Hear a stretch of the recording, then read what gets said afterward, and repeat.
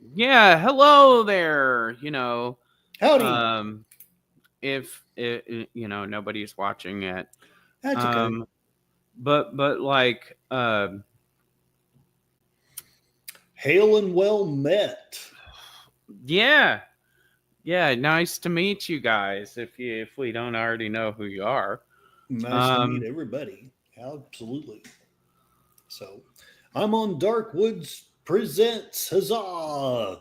And wonderful author, YouTuber, and me, I'm the humble, tired midnight blogger, what blogs at midnight, always throwing out a bunch of political crap.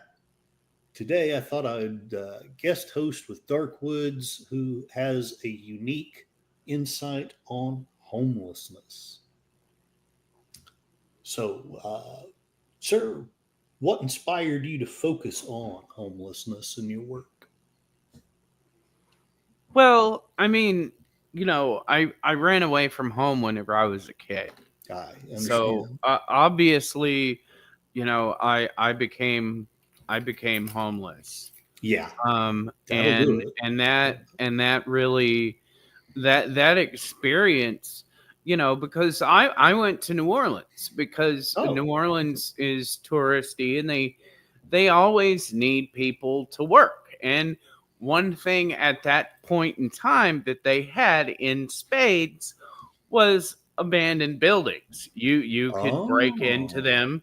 They hmm, had a $0 value, which is important in cases, because they can't say that you were doing, if you don't have drugs on you or anything like that, they can't say that you were there for criminal purposes. And exactly. I proved this in court whenever I was a kid, because Right. the first time I went to jail for sleeping in an abandoned building for criminal trespass, it was 3 months.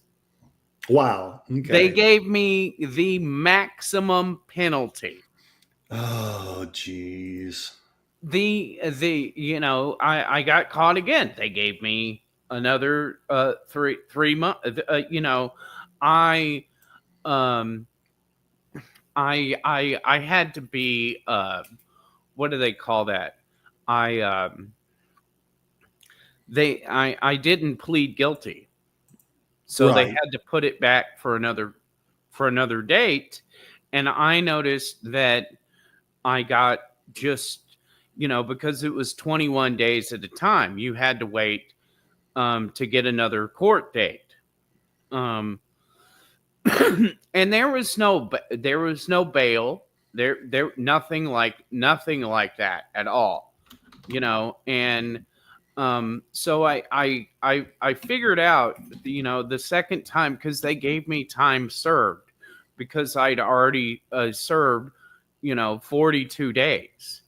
Hmm. um and so, the third time I went in, I just spoke to the lawyer, and I was like, there's no, I read the law books, and I said there's no reason, for them to give me this charge of criminal trespass. It doesn't fit the definition. Right. Hmm. That's interesting. So I know I had run away from home, but my experience was a lot different.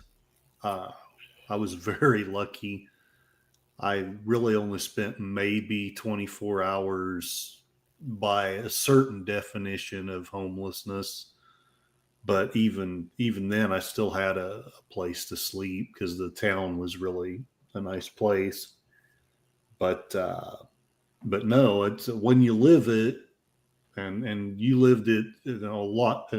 Not hopefully this doesn't come across the wrong way, but you lived it a lot more harsh reality than I did. So that'll make it personal. That'll definitely make you interested in doing something about the problem. Um, go ahead. Go ahead. Yeah, I noticed we don't have any viewers right now. Are you streaming as well? No, I'm not. Uh, No, no, I'm not. I'm not streaming as well. So How I, do we do that? I don't know. There's sometimes when I'm in somebody's stream, there'll be another button that'll say stream to your channel, but I've never known how to set that up or what the criterion are for that. Let's see if I can find out real quickly. Do do do do. How here? I'm in a studio over Oh, here. it says yes, it's a premium feature. Oh, is that it? Okay. Well, pooey. Yeah, but you could do it in OBS That's true. That's true. if you want. Let's see here. Let me try this.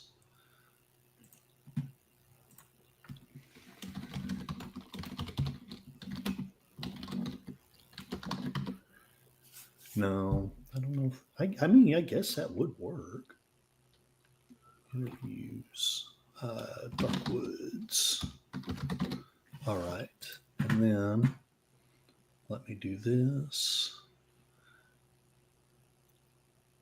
Sorry, one of these days I'll become more professional like. It's okay. This is my first StreamYard stream, so Oh, okay.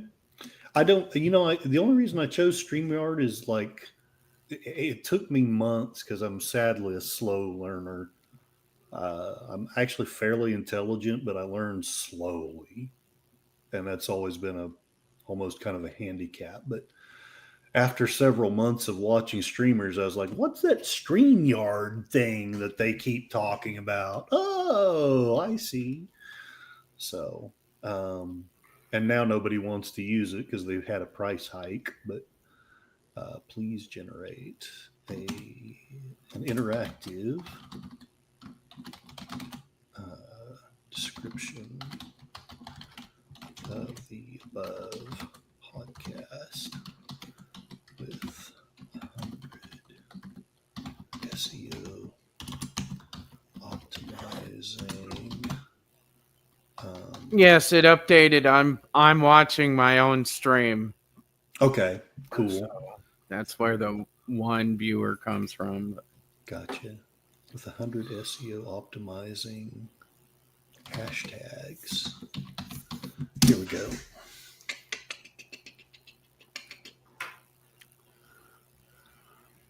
We'll see if my mad scheme works or not.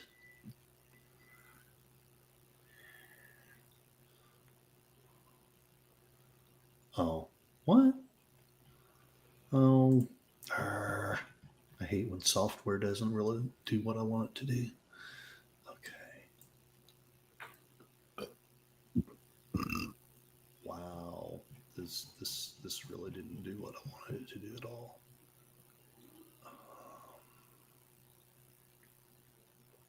Okay. Please generate engaging description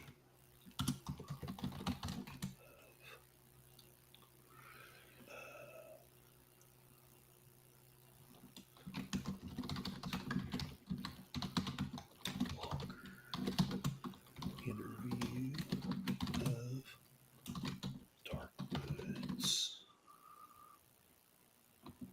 Topic.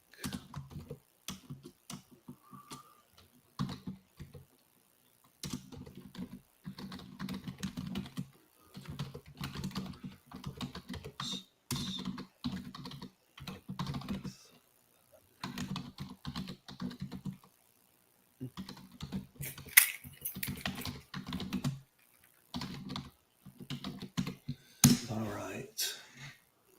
Let's see if it pops up now.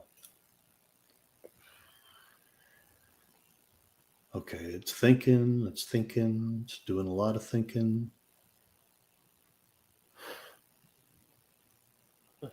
Okay. Why is it thinking so slowly? I probably need to shut some of these tabs down. Here we go. All right.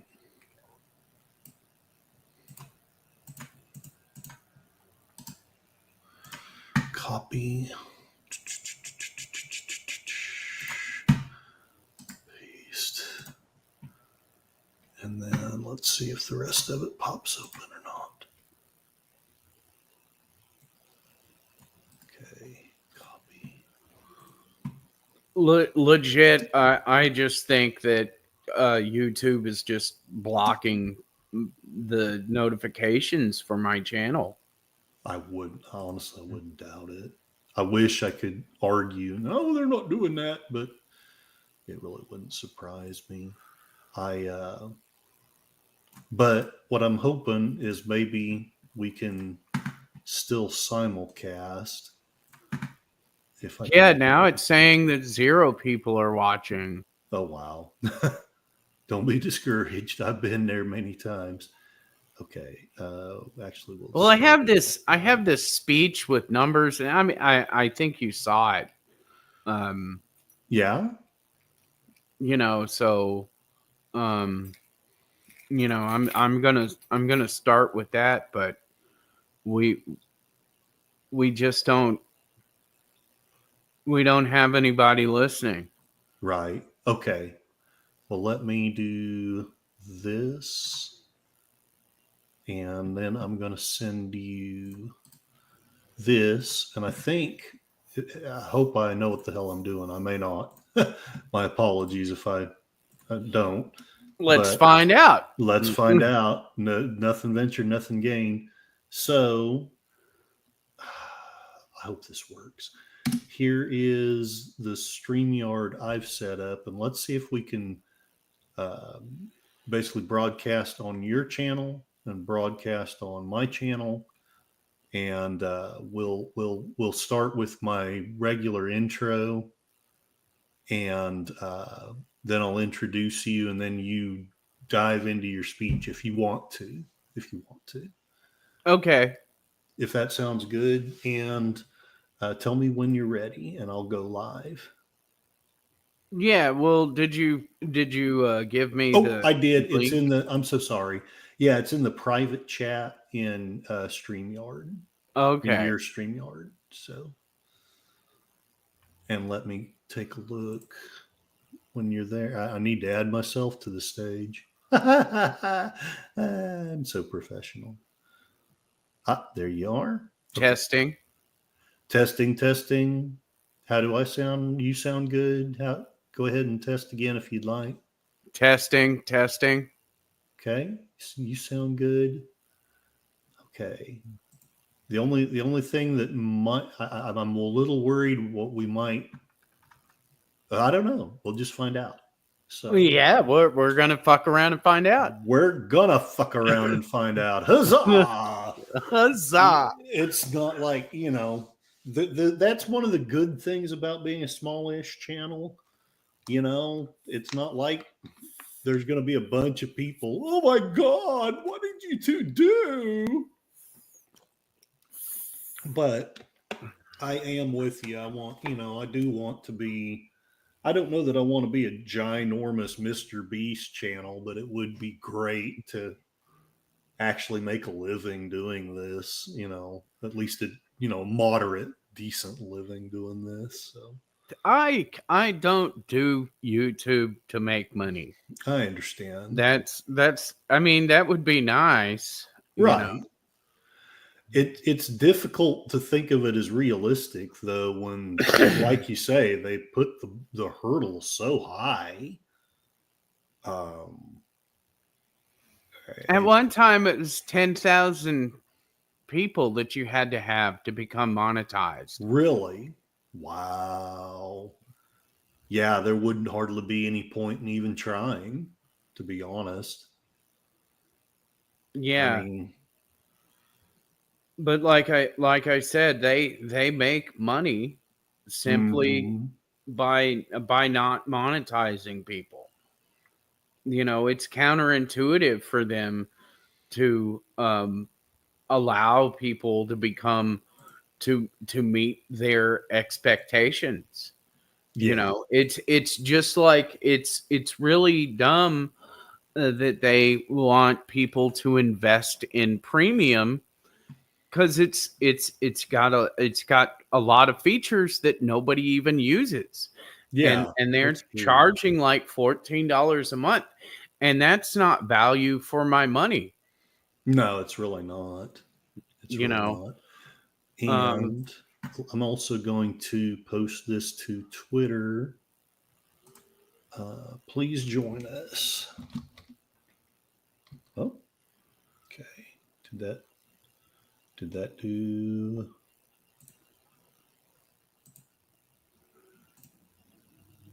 Yeah, looks like it did. Okay, so I've got mine, and then let's get yours too.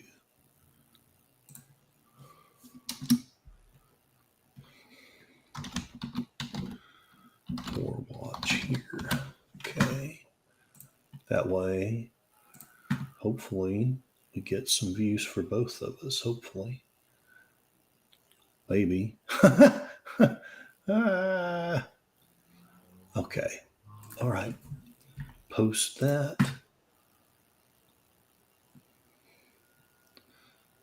All right. Are you ready? sure, let's All right. go. Let's get her started. You know my intro. I usually just sit in zen like happiness while I listen. So, here we go. Right, right.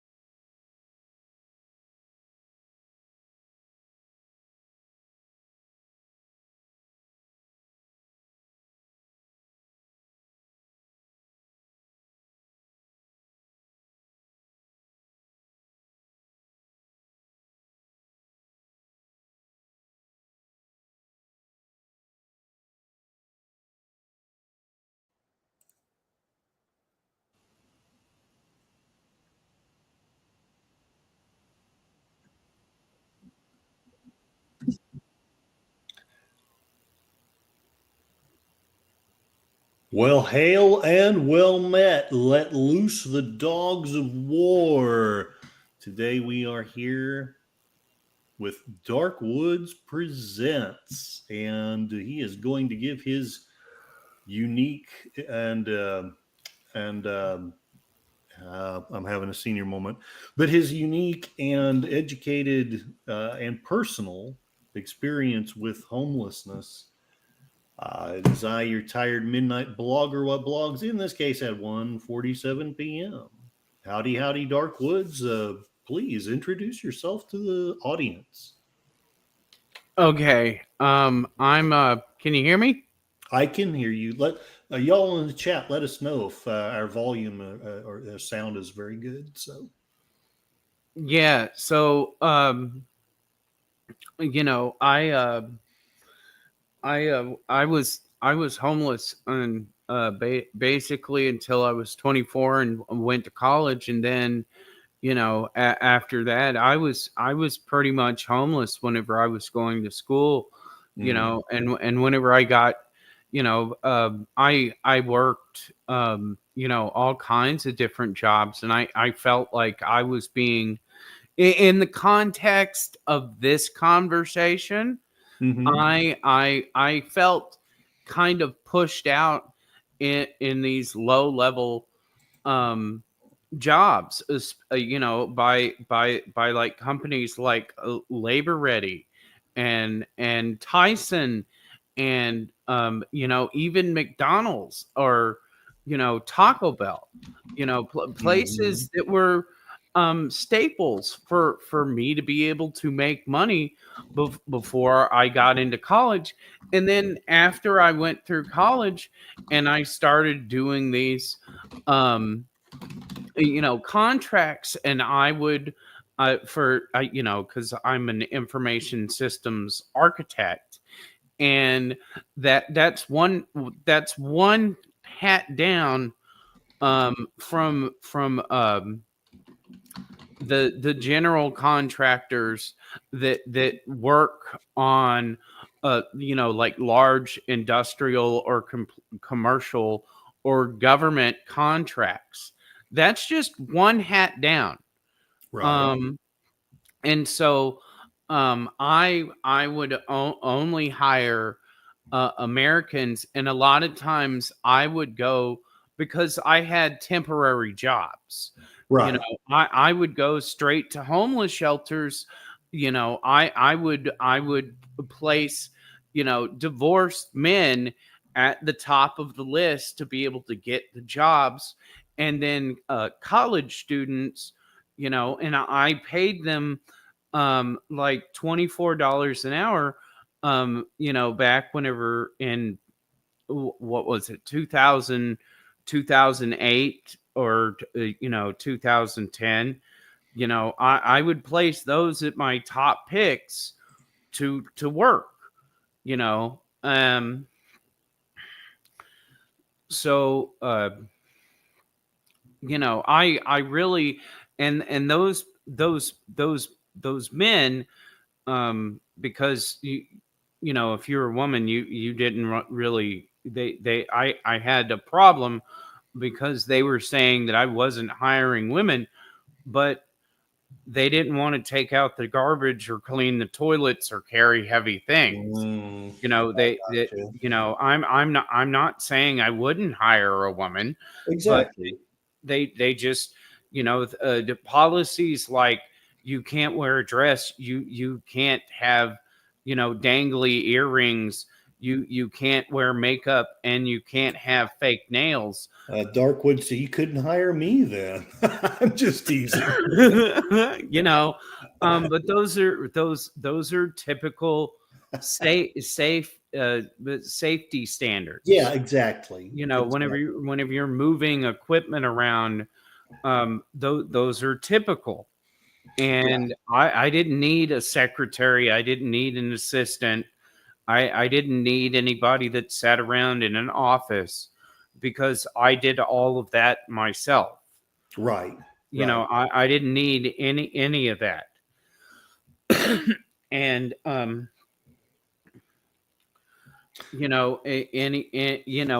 whenever I told the women these requirements, they didn't want to take the job. I you understand. know um and I wouldn't hire anyone. And if I was on a job site, and the company, like the major companies that I perhaps sometimes worked with, if they had illegal immigrants, I would just say that's unfair, and I wouldn't do the contract. I You know, understand. there's several contracts where I got out of them because there were ethical clauses, you know, that you don't see in the contract. They're like federal laws and have been you know, they've been they're court decisions. Right. So now I had not been aware because evidently I'm sleeping under a rock or something. But what I did not was not aware that you basically had that entrepreneurial past. What was there anything specific that inspired you to start that business, and what was your basically what was your business model, if you don't mind me asking you that? Well, my business models were to look at requests for proposals and not and to fulfill like those requirements. If they needed, you know, some sort of network system and they needed somebody to design it, you know, that would be, you know, something I could bid for. Okay. You know, Okay. and it didn't always happen that way. You Okay. know, that's not 100% of the market. You Right. know, a lot of these companies in Las Vegas, whenever I was before I, you know, before I was too far along in college, I worked with, um, you know, this guy. I won't name his name, but Okay.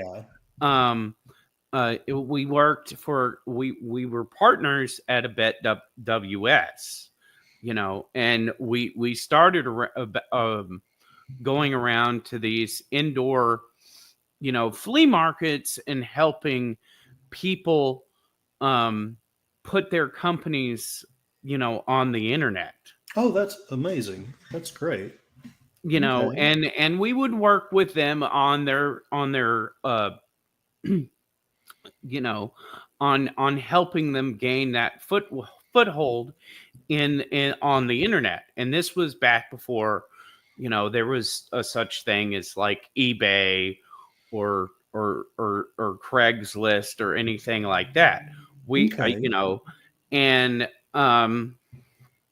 So the early days of the internet, like early or mid yeah, '90s. Hmm. That's fascinating. the companies in Las Vegas started to notice that I was you know, building, you know, server systems and, you know, a company who I won't name that's in downtown Las Vegas, they noticed, and they had this problem, and they had kept, you know, paying, you know, network sysadmins to go in and to try to fix their problem, which what they had was they had old systems, and they were in an appropriate room.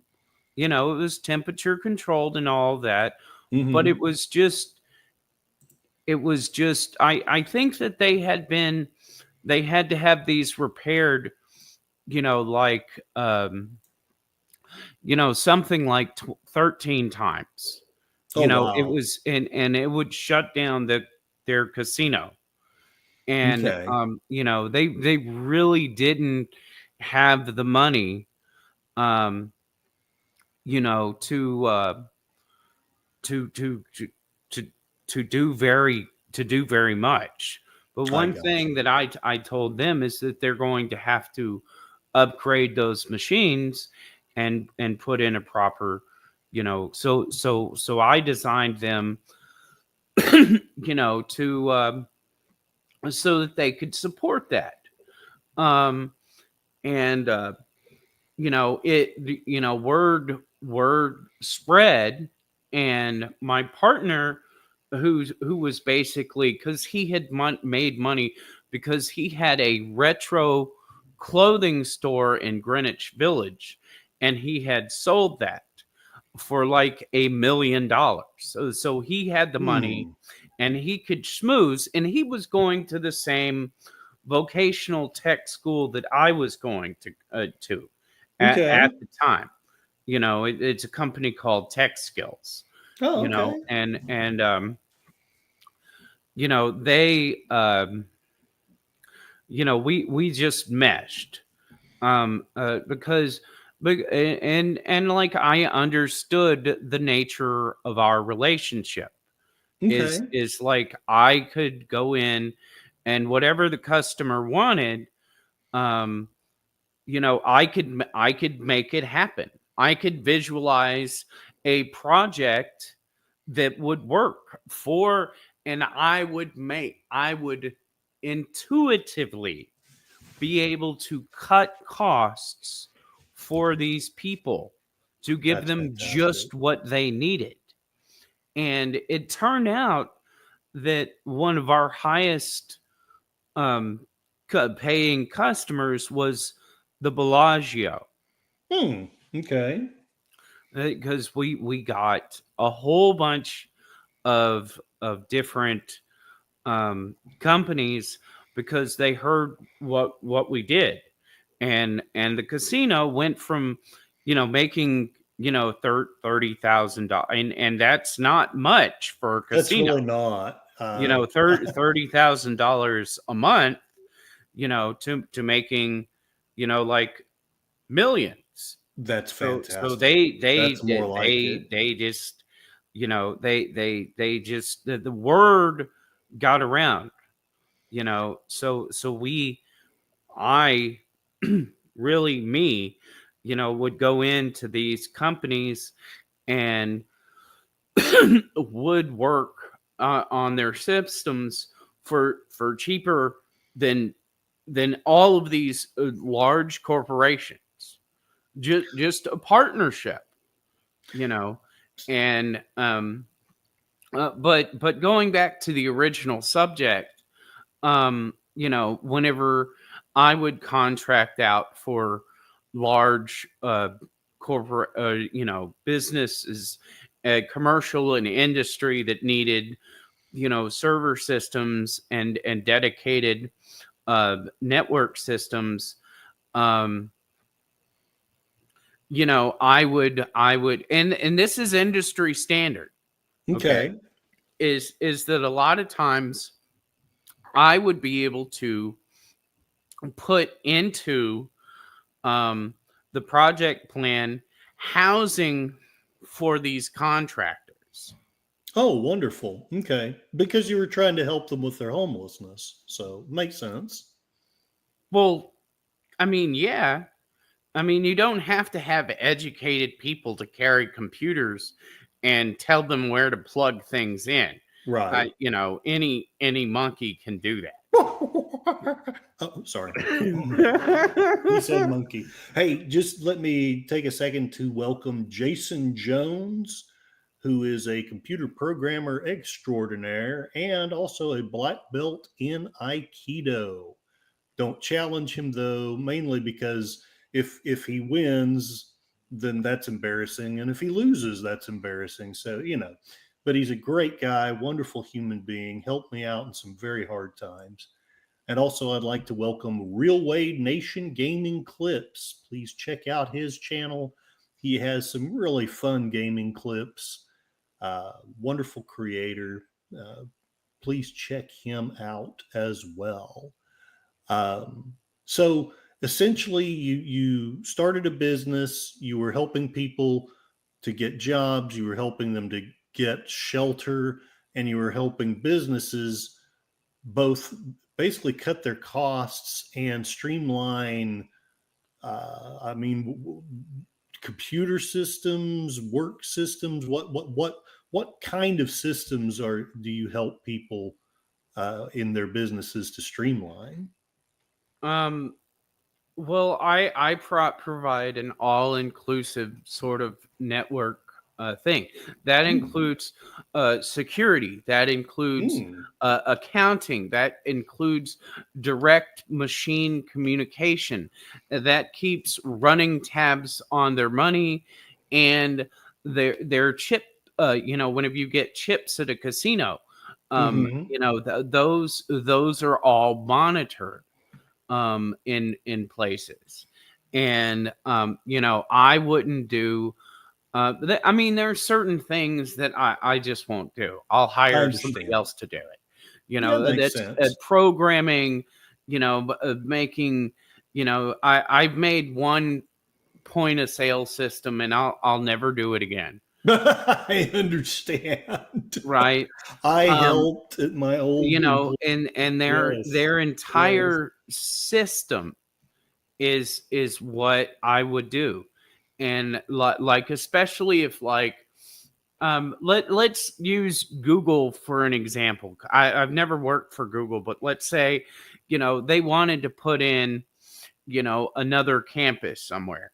Hmm. They would have somebody like me be at the head of that project, Okay. and along with the physical construction of the building, I would go in and I would kind of partner up with the architect and integrate it into their building plan, and Okay. then I would supervise my part of that, you Okay. know Okay.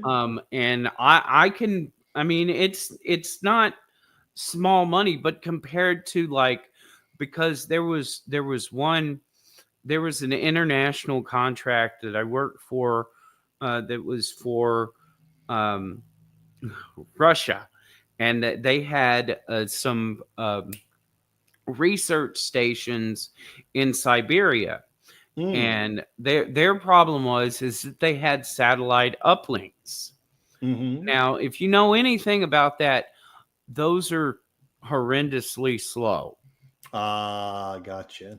Gotcha. So in those the tundra, you can't normally just put in, for the speed that they needed fiber optics. I And understand. so other companies were, you know um because there's this sneaky thing that I would do is Oh. I would look for, any evidence of the other bidders' work history. Oh. Okay. I would ask that, I would basically ask their companies as an individual, what, you know contracts have you taken, and how much did you charge these proposals, which are public, by the way. They're not Right. like in some archive somewhere, but you have to ask the company for them. But then I would predict like what they were going to propose and how much money they were going to do it for. And then I would underbid them. Right. And I would figure out how to do it at a much less cost. So these research stations, um, the big companies, they wanted $20 million for these concrete tunnels to Okay. go between each of these research stations and back into the interior of the country, Okay. to put fiber optics. And the point of that is to keep the fiber optics, which is glass, Hmm. at a stable temperature, so it would be able to continue to send information, because you know what happens with glass whenever it's in the cold. It gets pretty brittle, doesn't it? Or Right. please and correct me. and that can very decidedly and very quickly damage fiber optics. Hmm. Well, I used two different types of recycled materials that nobody can really get rid of, Okay. um, and packaged the fiber optics runs, with it, and that is, these cheap used antifreeze Ah, okay. and Okay. polystyrene. And I ran, of course, you're going to run electricity with this as well.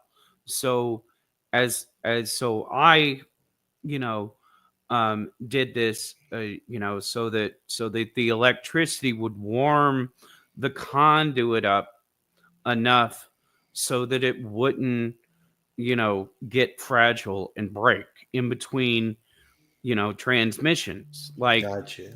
Like I went very far with it. You would have to have no electricity for 30 days to be able to Wow. break this. That's Yes, and incredible. I tried to get a patent on that, and DuPont sued me, but they lost. Oh, They couldn't gouge me for money, but they also said that I couldn't patent it, which wow. may or may not be true. They have some innovative things, but they didn't have anything like what I was doing. You You know, know, I know Tesla had tons of patents, but they just had ways of making sure he couldn't monetize his stuff. So anyway, sorry, didn't mean to derail you there. all right. So the problem that I was running into whenever I wanted to get housing is that I had all this money, and their places would not rent to me. Hmm. Okay. One time I walked around here all over the Bay Area with 10 grand in my pocket, just waiting to get mugged. Oh wow. And I was going into these to these property managements and filling out the forms, paying $100 each time to be considered for housing, and then they were coming back to me and saying, you don't have a history of continued housing, we can't take you. Hmm. So basically, if you're homeless, they won't rent to you. Yeah.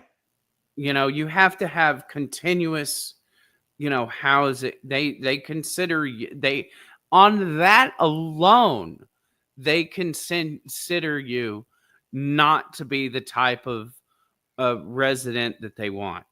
Yeah. Yeah. You It's know, it basically we our society gatekeeps. I don't mean to sound like a weird liberal or anything, but there's some truths to the liberal side. And one of them is that there is gatekeeping in societies. And, we want to make sure that our kind of people are the successful ones. and it's not a partisan issue. No, it's really not. It's The both sides housing do the it. housing first strategy um, that's going on in the United States right now was actually started in Utah. Really? Yes, by Republicans. And the liberals have taken it over since then. Yeah. And that costs. I'm gonna get to that. It's in my speech. You Okay. know, Okay. um, because I basically analyzed how much we're spending on illegal aliens to house them in the United States versus what it costs actually to do the same for homeless people. Okay. And the if you want to and hi everybody in chat. um if you want to say hi to people, then I'll go ahead and do the speech. Oh, yeah, go ahead and do the speech. I think I've caught up with everybody. I'm just kind of tossing some links in there to help support channels and stuff. So, but you go ahead, do that speech. Let us know what what the problem is and what the solution is and what your experience with that is. Okay. The hypocrisy and the audacity Hmm. is I have lived the nightmare of homelessness. Let me tell Okay. you why the illegal immigrant spending is a slap in the face for homeless citizens. Okay. Even with $10,000 in my pocket, enough for first, last deposit in plenty of months, I found myself trapped into impossible situations. Landlords would not rent to me because I had very little rental history. But how could I build a rental history when no one would rent to me? This cruel catch 22 keeps countless Americans on the streets, not because they lack resources or they don't have jobs or they're drug addicts, but because the system is designed to exclude them. I witnessed something that haunts me: a disabled man receiving Social Security benefits for his mental condition, Mhm. abandoned by his family who still collect his checks. Oh my He, God. he, Sorry. he was out there dying from exposure outside of his brother-in-law's um, business, their little corner store in San Francisco, Hmm. because he can't consent to the help he needs. His family profits while he suffers. This is the America we've created. Hmm. You know, um, they were found guilty of fraud because they weren't using any of that money on him. Well, good. But sucks that the situation happened. That's Let terrible. me share some numbers that should outrage every tax paying system. Hmm. Right now, 771,800 of our citizens sleep on the streets, while we're hosting 11 million illegal immigrants. The, in these sanctuary cities, the, the, the hypocrisy is just unfathomable. Yeah. Let me address a harmful stereotype. Only 16% of homeless individuals report having a substance use disorder, or they're going on Medicare to get those services. The vast Hmm. majority of homeless Americans are not struggling with addiction.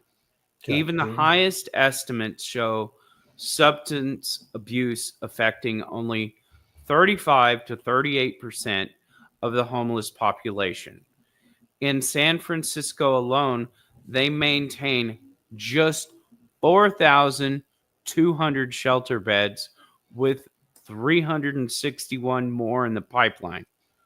San Jose plans to add 784 beds between 2025 and early 26. But people are dying on our streets today. These Wow. same cities that claim they can't house our citizens have somehow found 150 billion for migrant housing, often paying double the market rate for luxury accommodations in hotels. California's spending tells the real story. They allocate 9.5 billion for undocumented immigrants health care through Medi-Cal, while our homeless citizens receive just 3.4 billion in emergency care. Let me share Hmm. some numbers. Yeah. As of January 2025, while 6.8 million homeless Americans are actively seeking work with an unemployment rate of 4%, our nation hosts 11 million unauthorized immigrants. That's 4.2 million more unauthorized workers than unemployed citizens. Yeah. This stark reality becomes even more troubling when you consider that unemployment numbers represent Americans actively seeking jobs, Yes. while the unauthorized immigrant count includes both working and non working individuals. Hold on just a second. Let me take a breath. No, you're fine. This is all very eye-opening. While you're taking a breath, welcome Clue Studio. Recently been showing up in the chat. Welcome, welcome. I hope you are doing well. And he is essentially backing up your talk here. Clue Studio says unless you can walk in and pay for the entire lease with cash, you have to audition for a place to live. And it sounds like you could pay for most of it, but probably not all of it. If I had, if back whenever I had 10 grand in my pocket, I was able to pay for several years worth of apartment rent. Wow. And they still wouldn't give you. They wouldn't do it. That's crazy. And let me is there anything else? Let me read two more of his comments and then I'm caught up with the chat.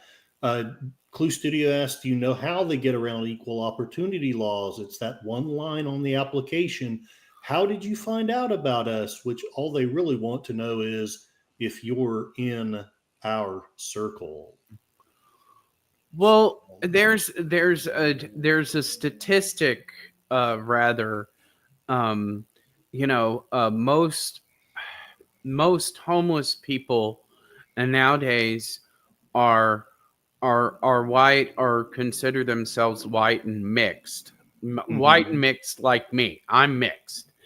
And in 2021, 94% of new hires across the board were non-white. Wow. And so I'm not that's not to say that we don't need accurate, what I call accurate representation in the workplace. No, we don't want to go back to the old days. We should be looking at the percentages of people and hiring according to those instead of excluding people. Yeah, that's my whole problem with DEI. If they were doing it in the way of, I really wouldn't like this, but I would accept it. If, say, they were, this city's got 40% white and 30% black and 20, and your employees were roughly 40% white and roughly 30% black and so on. Well, I wouldn't. The other thing is that DEI also discriminates on gender. Yes. And that's unfair. Because they will fire someone these policies go that in depth that they will fire a certain amount of their workforce if it goes over a certain percent. They will just do this if they're white and male and replace them. Well, I know here in Oklahoma, I think it's not quite as bad, which I'm not meaning to argue with your point, but I do know that quite a few people, including myself, have been told, not where I'm at currently, but in jobs that I've had in the past, that basically if you're a white man, you are not going to be advanced. They've told me that. They've told me before that they had enough, white males. Yeah. And that's where I have the problem with DEI. If basically all you're doing is substituting one oppressed class for another, and to make another. I don't want to go back to, we're not going to hire black people. I absolutely, that's not the answer. That's why I said accurate representation. Yes. These people should be represented in companies. Yes. According to what Americans are. Yeah.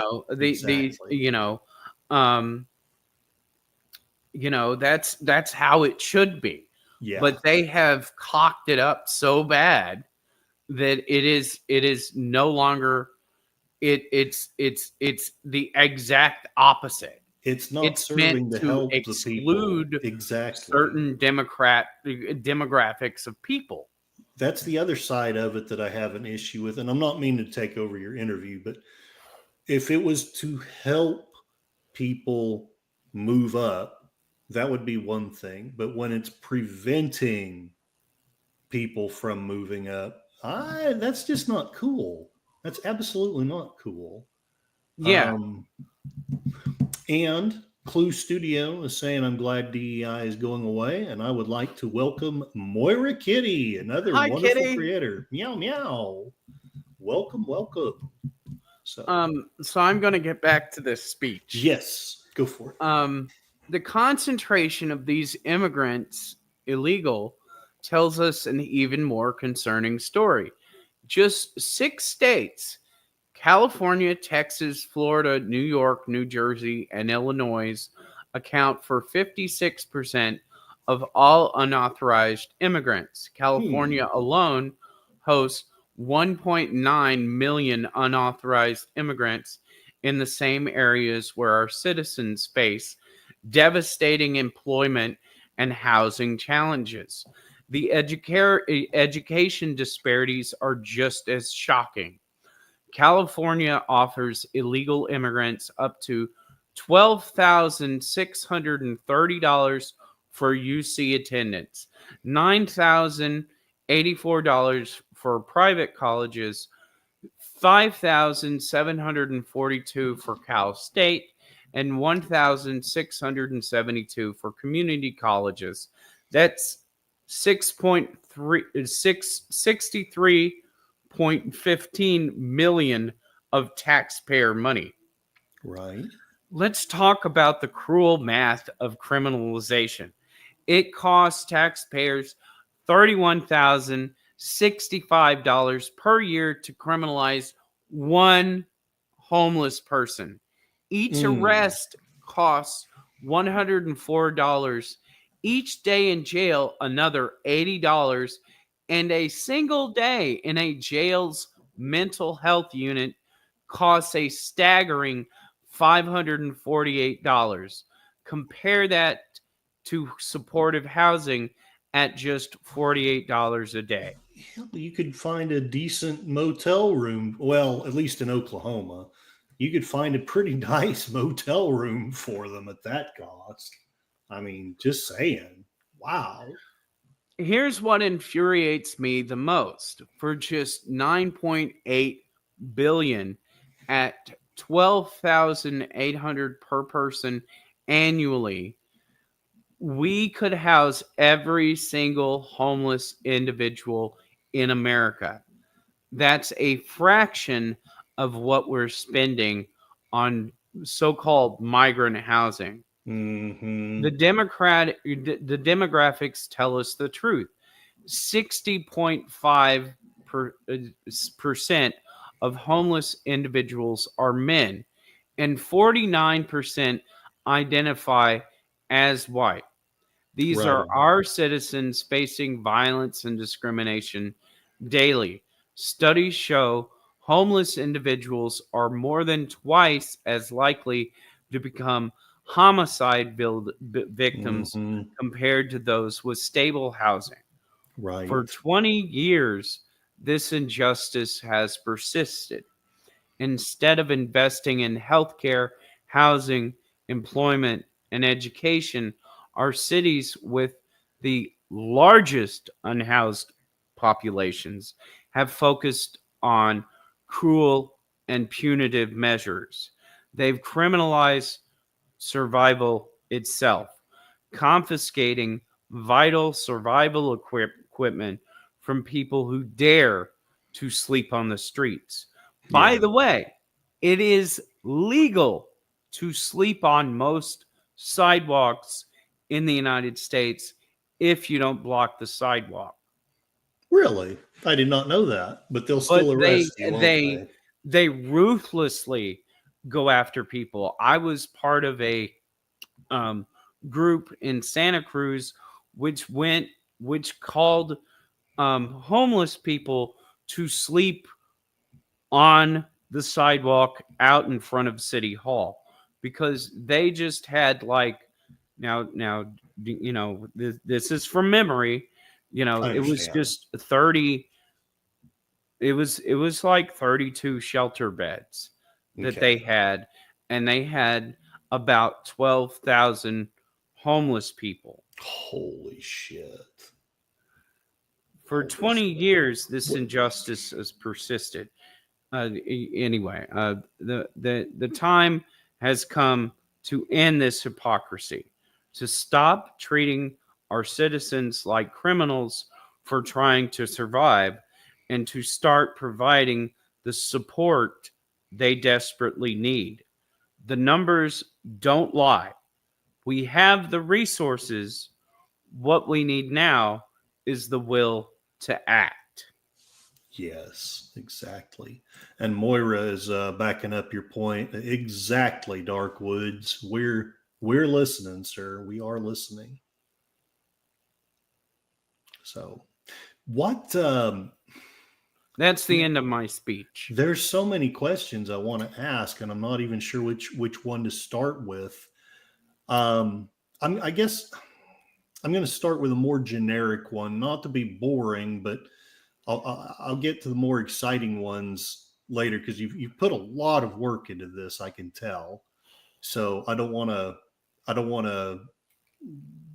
I don't. I write all the time and do research. I need, and I need to get back to writing again. I really do. But when, I guess the way I want to put this is when you were running that business and you were providing jobs for the homeless, uh, beyond just simply not having a home, or maybe that is simply the definition, how did and how do you define homelessness? If you don't have a steady place to sleep, Gotcha. like, and if you're staying at a friend's or a family member's house and you don't have your own housing, if you're staying at motels, you're still technically homeless because you don't have a regular place to sleep. Yeah. If you're staying in your car and going to State University or UC or something like that, you are homeless. That was a Yes. big thing that the UCs and stuff around here and state universities had to come to grips with.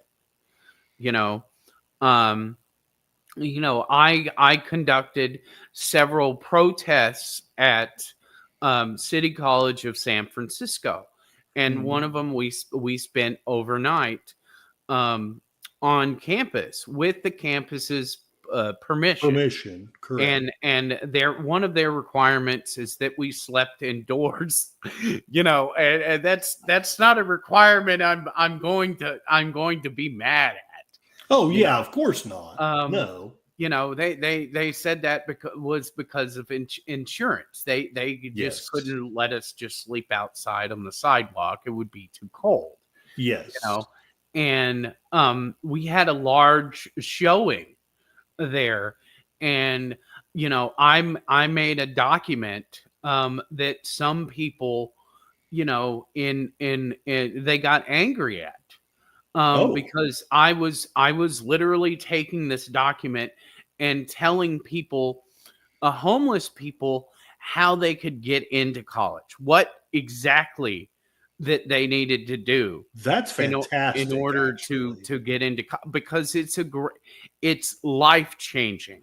It Even if you is. just get a 2-year degree, that pulls you up, Yes. because these jobs like labor ready, or fast food, or doing dishes, or doing construction labor, you aren't going to make enough to feed yourself and have housing. You're going to Correct. have to make a choice. Yeah, and that's, let's face it, if the choice is a house or food, I'm afraid food has to trump it because you can survive a lot longer without shelter And and you that's what I cannot was leave. saying. Some of these police officers at San Jose State University were trying to tell me that I need what I needed to do with my money. Yeah, I didn't go to San Jose State University, but they have an enforcement against homeless people being on their campus, right. which a state university is open to the public. Well, it The does seem campus, the the campus. I'm not exactly, saying the not the buildings or anything classrooms or like the that, buildings. Yeah, yeah, you know. yeah. Correct, But correct. and at one point in time, they were complaining that homeless people were actually breaking into their recycling containers. And Okay. I retorted that for a case that they had because they were giving people criminal trespasses for what they were calling breaking into these garbage cans. Hmm. And I was like, first of all, unless you have a lock on them, the judge is going to kick that right out, or should. Those that's something that you if you don't want anybody to go into your garbage can, you have to lock it. Yeah, and that's a Because sad reality, but I mean, yes. it's the same way for police. Unless you have a lock on your garbage can, police officers can walk right up into your yard and they can go through your garbage. Yep, yep. And they want to be able to do that, but at the same time, they're arguing that homeless people should not be able to go and dig through the garbage. Well, you got to understand, we should only allow things in such a way that it can oppress and deprive you of liberty. So that's the reasoning there. I'm being a But little bit sarcastic, but if hopefully, homeless people are going into garbage cans, what they are looking for are recyclables and yes, not just cans and bottles and things like that. There's a lot of things in garbage that are still reusable or you can sell. yeah, And that reduces our impact on the environment. They're truth, doing a necessary chore. yes. you No, know that's and true. and and as annoying as it is to wake up in the middle of the night and find somebody going through your garbage can, that's what they're doing, and there's nothing illegal about it. The Yeah, only thing that is illegal about that is if they, go over some fence, if yeah, they get into a garbage can that is locked. And that's what I was saying. San Jose State University was pissed at me because my writ that dictated all of this in plain English required that the judge rule against San Jose State University because there were no locks on any of this. And the wow, campus is open to the public. So people were going in, popping the lids off of these garbage cans, which were locked in no manner, and just digging out the cans. yeah, And then they were selling them. What the college was doing was giving them breaking and entering charges, which were mm, later they were later reversed. dismissing that Good, and good. just giving people trespass tickets, meaning that they could not go on the campus any longer. But you cannot trespass On on public a property. state university. Within reason, people were going out and mostly doing this during the day, and they were upset that people were seeing them digging through these recycle bins. Hmm. And that's what they were angry about because they didn't want that image, being spread. Um, Well, maybe they and should that's do why they were something to being fix it. that's why they were being harsh. Yes. Yes. Well, And so the the dean, the I forget what they call them, the head dean or whatever. He actually called me and told me they were going to have to spend millions of dollars to put locks on these containers. And I was like, you should, if you didn't want that, that's what you should have done in the first place. yeah. Or there should, I mean, you would think there's some kind of solution that doesn't involve Criminalization. criminalization. And let me say hello to some people in the chat if you don't mind. We've Go got ahead. Space Fraggle Kaplaw. Glory to you and your house. You are so welcome here. And he is back. And we have Pleasant Valley Picker of Canada. Food trumps everything, not a political joke. Welcome to you. Space Fraggle says, face it, we got to live like the Mexicans do or the Japanese, multi-generational residences. And I do think that that's not a bad thought, I think. PvP, sadly homeless, sometimes sleep in garbage dumpsters. I've heard stories of folks dying when the garbage truck picked the garbage up and the person ended up compacted.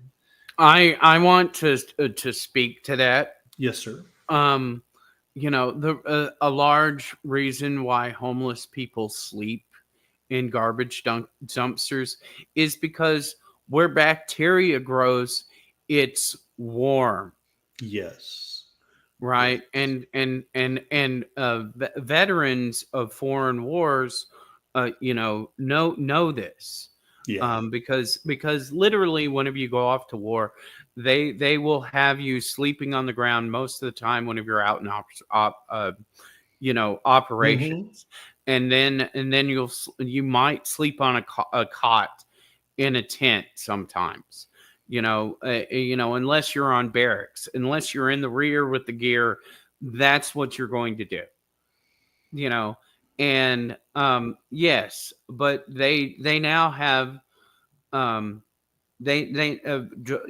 garbage uh, the garbage workers, they have to check the dumpsters before they do that.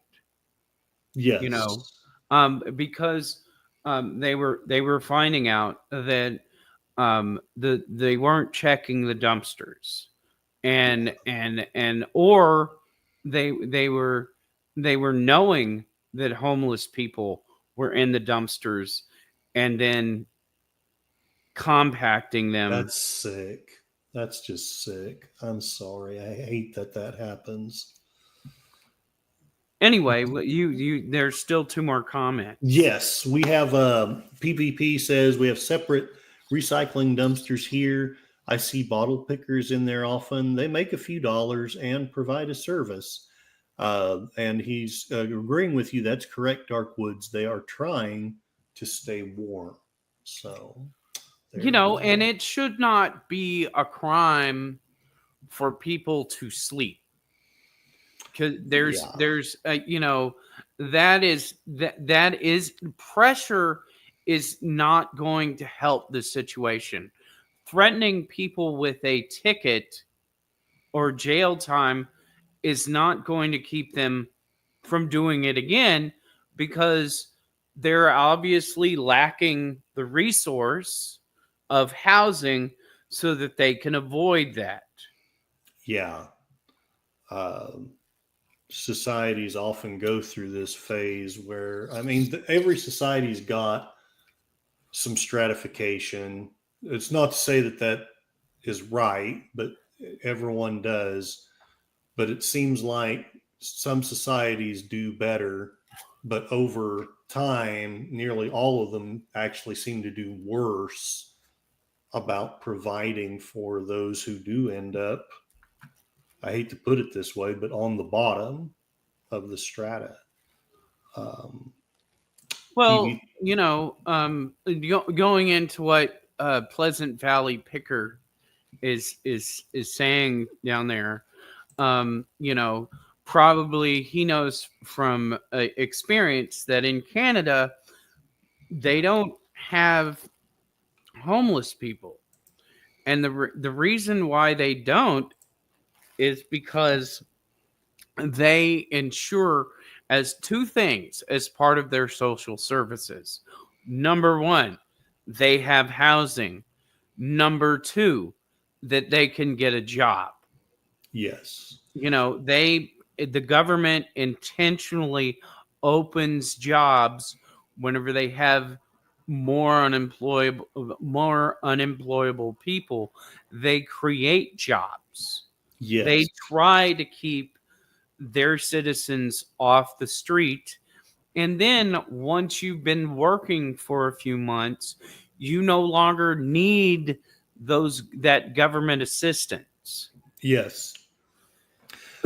I'm largely a capitalist, but I'm not a laissez-faire capitalist. And the whole reason I'm bringing this up, uh, the right wing, they have a love affair with capitalism, and once you hit a certain level of self-subsistence, it quote unquote works. But if you do fall below that and you don't have some kind of a safety net, uh, I think it's just wrong to just cast people aside without any hope of a recourse. So I do believe that you have to have a little bit of a mix. We don't want, and you know this. I'm not saying anything that will let me know if I'm wrong, but I don't think I'm saying anything that you would disagree with. But we want a mostly capitalist society, but you do have to have some assistance, whether it's provided by government or but somebody Well, needs to provide it. it costs more not to do those things. Exactly. The Exactly. cleanup, if you're living in the park with 50 other people and tents and stuff, you're damaging that park. Exactly. At night, you don't have a place to go to the bathroom. They won't pick up your trash. You know, Yeah. and I literally mean they won't pick up your trash. And the cities, whenever they have a large amount of trash near homeless encampments going into these small trash cans, in San Francisco and San Jose, they will simply just take out those trash cans. They Yes. will stop serving those places Yeah. and And allow the garbage to build to up. pile up. Yeah. I mean, everybody complains. Look at that homeless place. It's so trashy. And don't get me wrong, there probably are instances of that. What did you say? 16? I wrote it down here, but that small percentage of people that have some kind of psychological issue or that have substance abuse issues, but we have to be very careful about labeling everybody that way. Um, it's a damn shame. PvP is saying, I wish the government could just figure out real solutions to the homeless issue. Homelessness has increased under Trudeau. Actually, we do now have homelessness. Thank you, Trudeau. Canada is definitely a dangerous place to be homeless in. I mean, and I Oh, don't mean because of violence. I simply mean from the cold.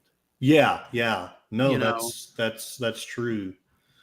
you know. Um, hmm. He's saying uh, they're drug addicted and mentally unbalanced that refuse to go to shelters. Now, I will say that first of all, mentally ill people do not have the capacity to make decisions for themselves. Yeah, they really don't. They don't, and here in America, since Ronald Reagan, um, mentally ill people must sign up for Social Security themselves. Nobody can do that for them. Also, that they can't get these services unless they, and a person like with paranoid schizophrenia, they're not going to want to be enclosed like that. No, So no, they're they're not. going to turn that down straight out. Yeah, And the thing about that is that it's really cold. And I don't mean yes, like temperature rise. It's really cold to try to insist that those people make that decision for themselves because they legally cannot. yeah. That's a contradiction in terms. It's a catch-22 that they can never they can never get out of, because you've got to do it yourself, but you're not able to do it yourself, but you got to do it yourself, but you can't. For Yeah, that demographic of people, they have to, work out a solution, whereas it's comfortable for them. And the ability to trust these homeless providers is very low. yeah. Because I mean, look, I don't know if any of y'all know what's going on in LA right now. The LA has a homeless czar, and her husband is a homeless. He's the head of a homeless services thing, and they keep giving. Basically, it's a conflict of interest because she's just giving the millions of dollars that they're trying to get homeless people off the street and giving it to her husband. Oh, fantastic. Well, I'm And glad then it's being put to good use. they are not raising the number of shelter beds. And this was the problem with Newsom, is Hmm. because he would take millions of dollars that were meant to go to homeless shelters and to improve homeless services, which whenever he was running in San Francisco at mayor or board of Yeah, supervisors, because they're a city and a county, right um, on. that he was what came out as like this homeless advocate. And the one thing that he did was he made contracts with old motels that Hmm. are in town, and use their general assistants to and give them an apartment.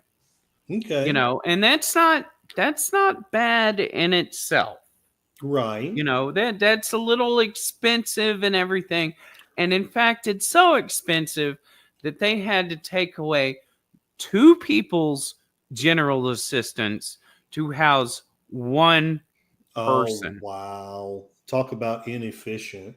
And you've already discussed, and then the numbers are just depressing, that for all the money that we're throwing away to just stupid crap, we really could either fix or at least substantially improve the situation. Well, they need another member. They need another cabinet member for the president, a homeless czar, You think over the so? whole United States, because most of the money for homeless shelters and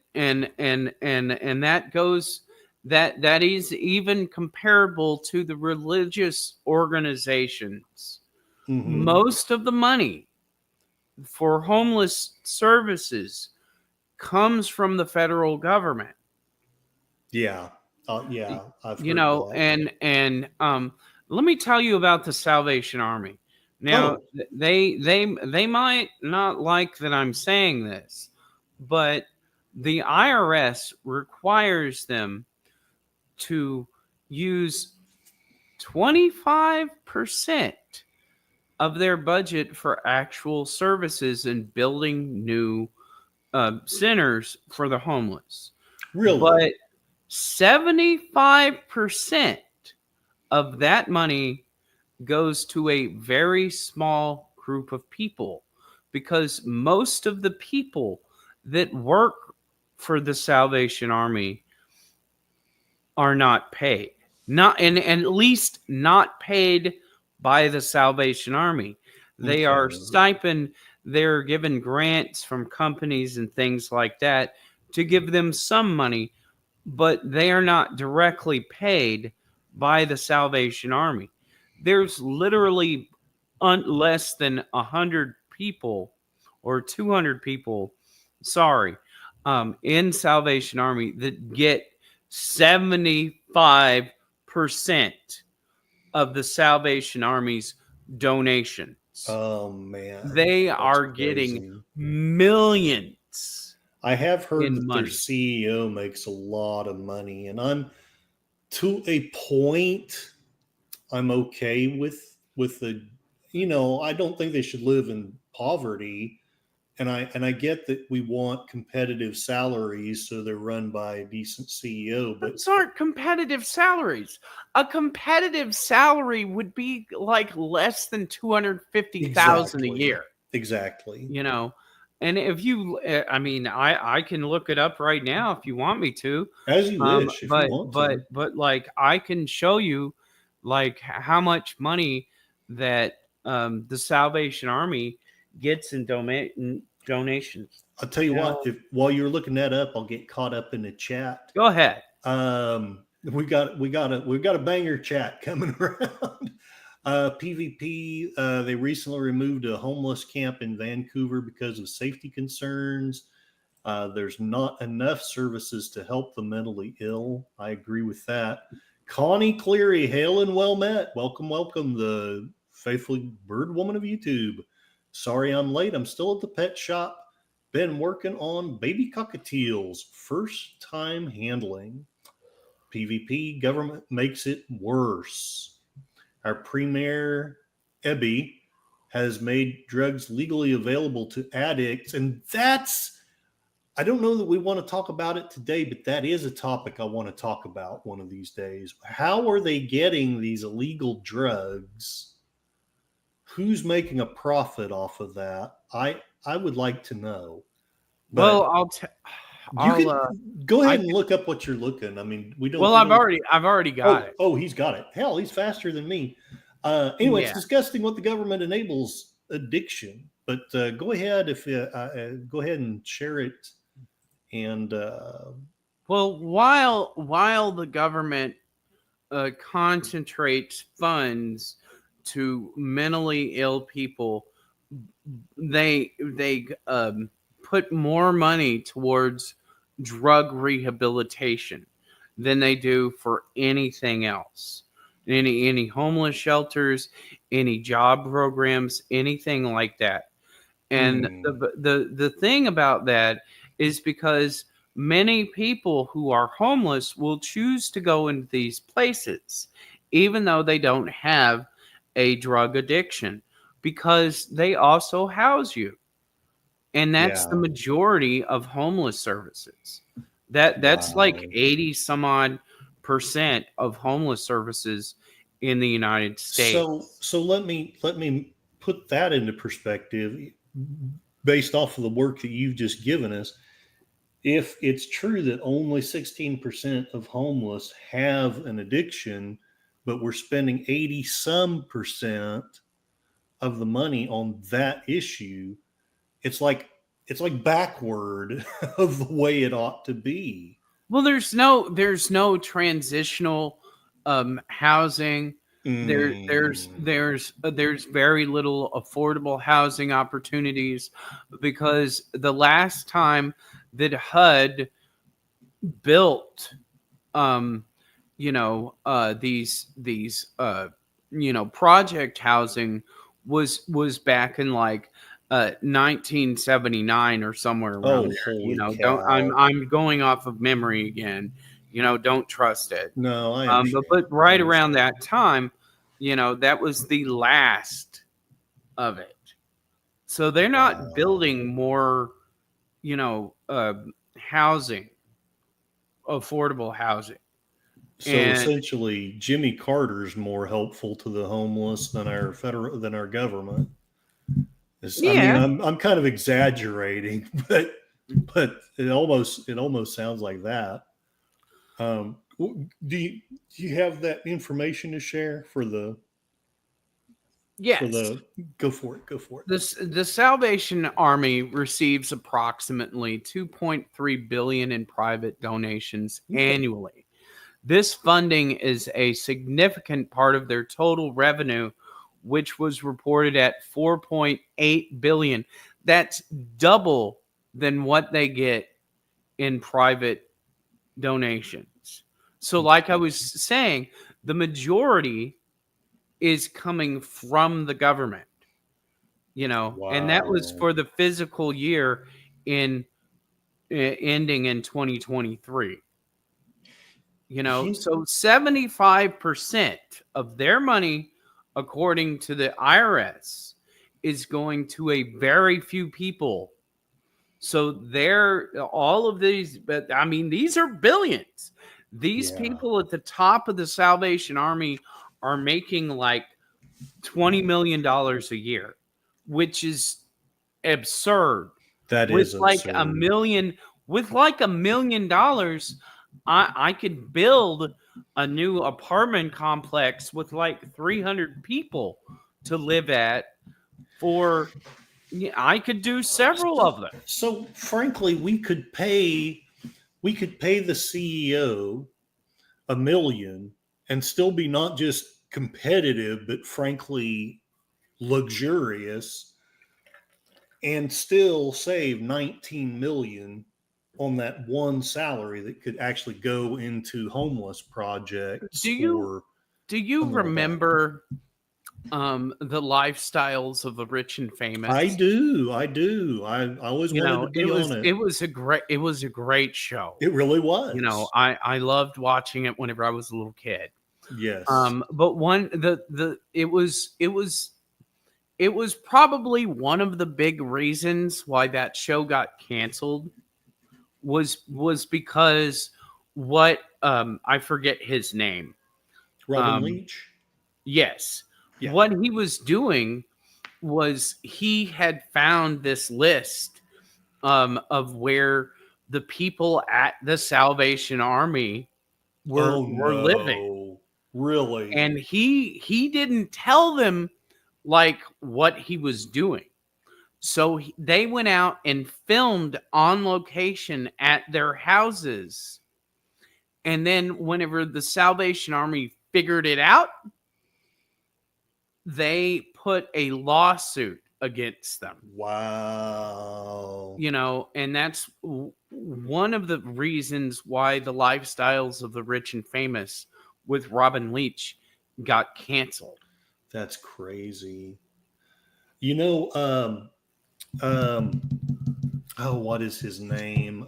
I hate having this chronic fatigue. The what is the YouTuber? Uh, what is it? Something or other birds. Um, Indignant Desert Birds, Indignant Desert Birds. shout out to them. Shout out to them. Wonderful human being, and they have some very informative stuff. So please check them out. But I was listening to one of their streams yesterday. They were talking about similar issues with the Catholic Charities. Now, as you know, he is a strong and devout Catholic, but he and his partner, I've never known if they're married or if they're just I worked for super. Catholic Charities Oh, you before, do? Oh, you have? You have? while I was in Las Vegas. And that Gotcha, was like a gotcha. staple job that I had working for security for one of their biggest shelters in the country.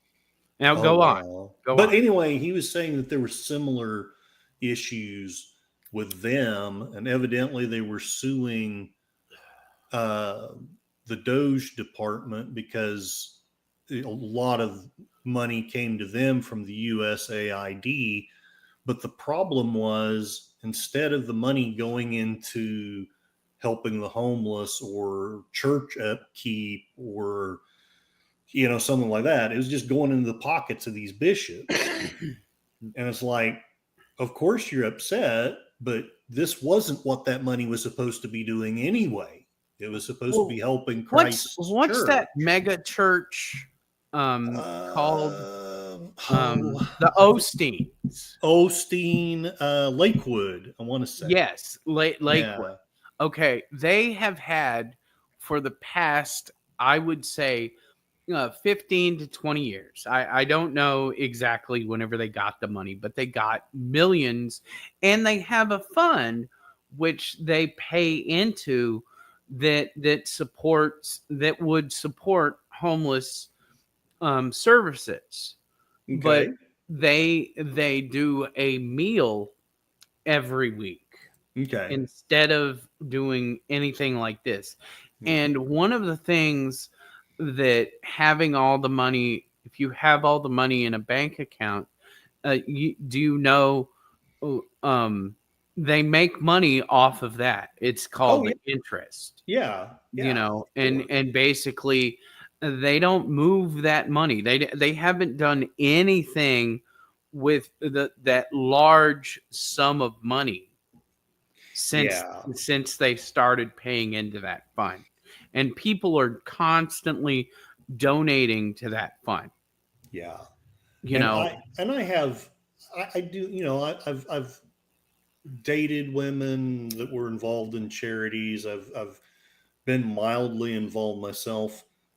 I get that they need money to function, and I get that it can be wise to have a fairly substantial amount socked away for a rainy day. But when it just builds and builds and builds and builds, there comes a point where it's like, what are you saving that for? I mean, you know. Um, and you have a person in your chat, Big Fish, Small Pond. Hello Oh and yeah, welcome. hello. That's Fishy. Hi, Fishy. Um, she we're friends on Discord, and I promised you that I was going to sing for you today. I Oh might no. still do that. Oh no. Um, I think you have a good voice, so it would be cool if you did. all right. What how about that? How about I be the outro? You know. That actually sounds like a capital idea. I'm glad I thought of it. Yeah. So I'm glad somebody is in my chat. Yeah. Um, so and Fishy is one of these people. She examines like court hearings and things like that.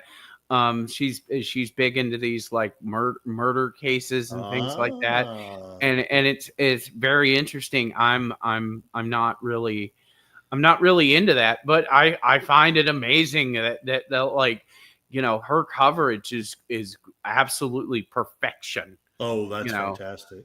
so if you have a chance, check out Big Fish Small Pond, Gotcha. on YouTube.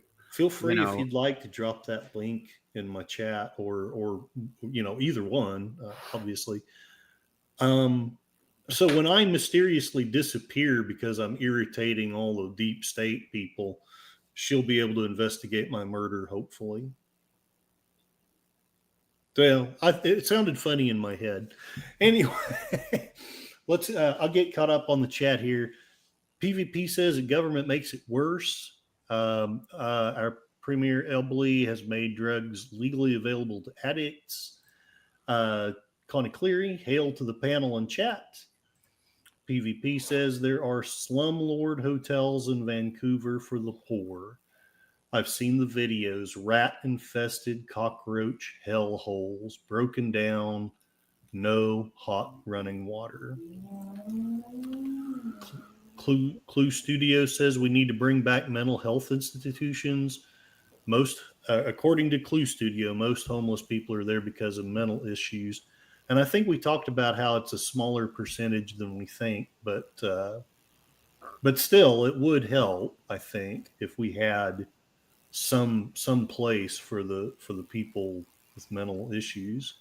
We also, I yeah, think, need to get rid of the stigma. Dr. Phil we talked about can't that. we well basically the way the law is practiced in these cases.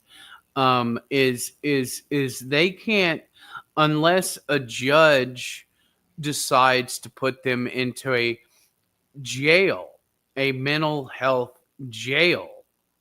They are not involuntarily committed. I got you. And these are jails, these are prisons. um but a lot of the care for the mentally ill is done outpatient in this country. Hmm. We do not have these mental hospitals like we used to, and that's Yeah. because of Reagan. you Yeah. know And I um love I, Reagan, but that was one of those things of what in the hell was that, Ronald? I that don't get it. started whenever he was governor of California. Gotcha. Gotcha. you know so these people who cannot consent legally. Yes. I mean, if you have sex with a mentally ill woman, she cannot give you consent, and sometimes this is counted as rape whenever they have Wow. actually consented verbally to you. So I mean, and I'm just bringing that as an example to this. So homeless people who are mentally ill can't really give their consent. They're not capable of making these decisions for themselves, and that's a legal thing. Wow. So whenever they're requiring these mentally ill people to give their consent for this, it's kind of a catch 22. And like I told you earlier in my speech, that's just one person who was trying desperately to get somebody's attention. So he was setting fires in a nearby trash can to the corner market where his brother-in-law worked, Mm-hmm. and Mm-hmm. they had control of his social security money. Yeah, you that know was a tragic. I'm glad that you shared that story and because that happens to a lot yeah, of mentally ill homeless people. Their families are just throwing them out in the street and keeping their benefits. yeah, that's a you, shame. It's a shame. and parents aren't keeping their children in their homes until they're not doing what they're supposed to. In some cases, I'm not going to You label, know, I you know, know I know what you're saying. that they're throwing out their children at age 18, and mostly that's because they can't keep paying for them. Yeah. They're renting, they're not owning their own house. And they're whenever they turn 18, their rent goes up. Mm, So that's also part of the problem, is that that if like, say my nephew comes in and he stays more than 14 nights in my house, they readjust what I need to pay in rent. And yeah. because Mm, he's not getting benefits or anything, my rent um would go up according to how much money he could make if he did. if he did. Wow. So whenever he came here, I literally had to tell him, you've got to go out and sleep in the park next door, For one unless night or it's something. Yeah. unless it's like a really, especially inclement weather. I can't do that. I mean, they gave me, a lot of leeway in there, and they didn't count many of those days that he did actually stay here, and he's mentally ill. I understand I'm that. not going to get into it, No, that's fine. um, I get but it. So, him and there was a reason I had to, uh, kick him out. And I'm not going to go into that. No, no, no, But no. like, Yeah, whenever he went to San Francisco, he lost everything. yeah. That all the stuff that he had to survive on the streets, he couldn't he couldn't keep up with it. And then Yeah. it was taken not only by other people, but the police. Hmm. They were stealing his survival equipment. We talked about that on Yes. earlier And stream. Yeah. Hmm. That's right. That's right. these shelters for the mentally ill, whenever they're it's decided in court that they cannot make decisions for themselves.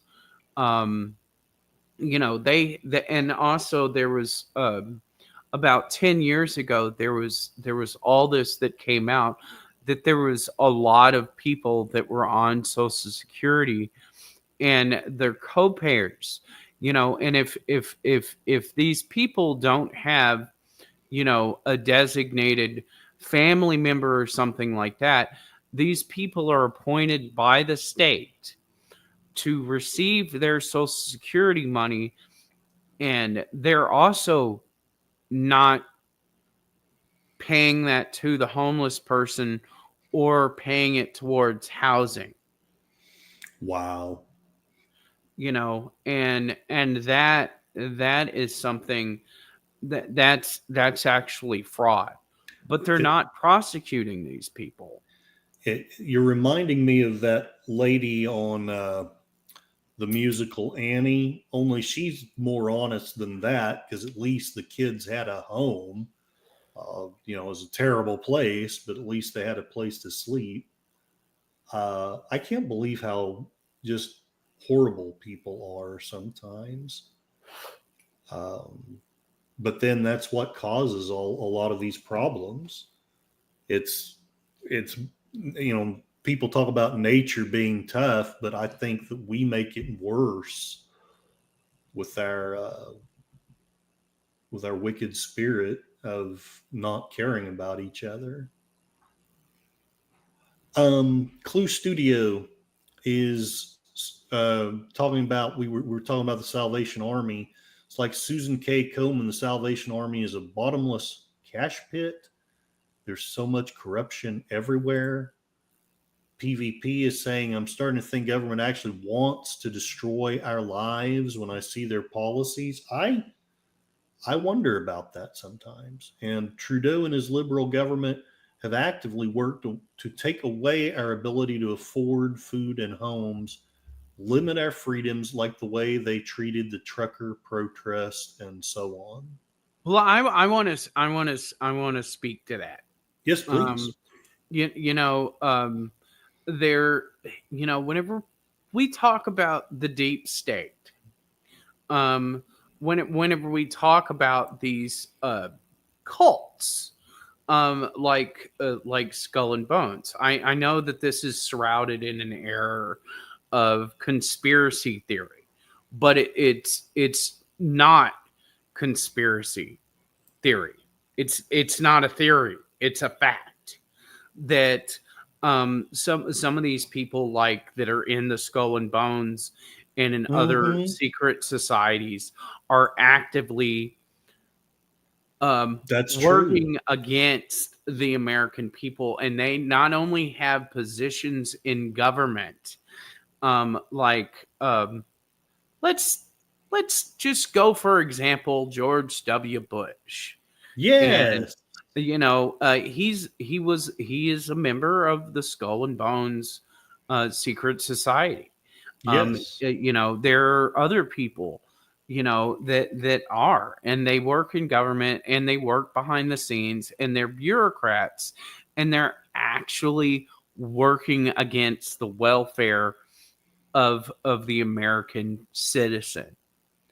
you know and that's how these things, I would say, in government, having had a security clearance, and looking at these things, which I can't talk about the contracts that they would give to me, Yeah. you No, know. that makes sense. But the thing about it is that a lot of those contracts were contrary both to the law, but contrary to the interests of the American public. Like Yes. their framework for censorship and exclusion of people was dedicated to their ideals, and these horrible things. That's why I hardly ever accepted a government contract. I You understand. know, and I wouldn't go into the alphabet agencies. I just, they wanted me, like I told you, and this is not top secret or anything like that. Yeah, yeah, yeah, yeah. Don't get in But trouble. they wanted me to work airport security, Okay. and I would have been happy to have that job. Right And on. I'm not going to tell you the ins and outs of that job, No, no, but no. it's declassified what the purpose of that is. Gotcha. Um, they would have me watch certain individuals, Ah. I think we and can, yeah, yeah. and like part of what they wanted me to do was to use my intuition, so to speak, Got you. Okay. to figure out whether they were a danger, or things like that. They wanted me to watch specific individuals, and I was like, That's not the way you do things." Yeah. If I'm watching a monitor and I'm looking at people, In you know general. Yeah. my intuition is better served by just watching everybody Yes. than to watch one person, because that takes that not doing that takes away from my ability to find other threats. You L- see what I mean? I do. And lame joke incoming here. So you could have been paid to be watching Tulsi Gabbard. Yes, and I wouldn't do that. I know. I'm just being a jackass. I don't go into and take jobs at corporations for corporate espionage. No. I don't take jobs in the government that are going to put me in a place where they attack American citizens who Yes. have committed no crime, Exactly. specifically on the basis of their beliefs. That is not something that I agree with. I mean, and we know that, like the Black Panthers, like some of these other the Indian, like Trump pardoned, he was a Native American, Leonard Peltier.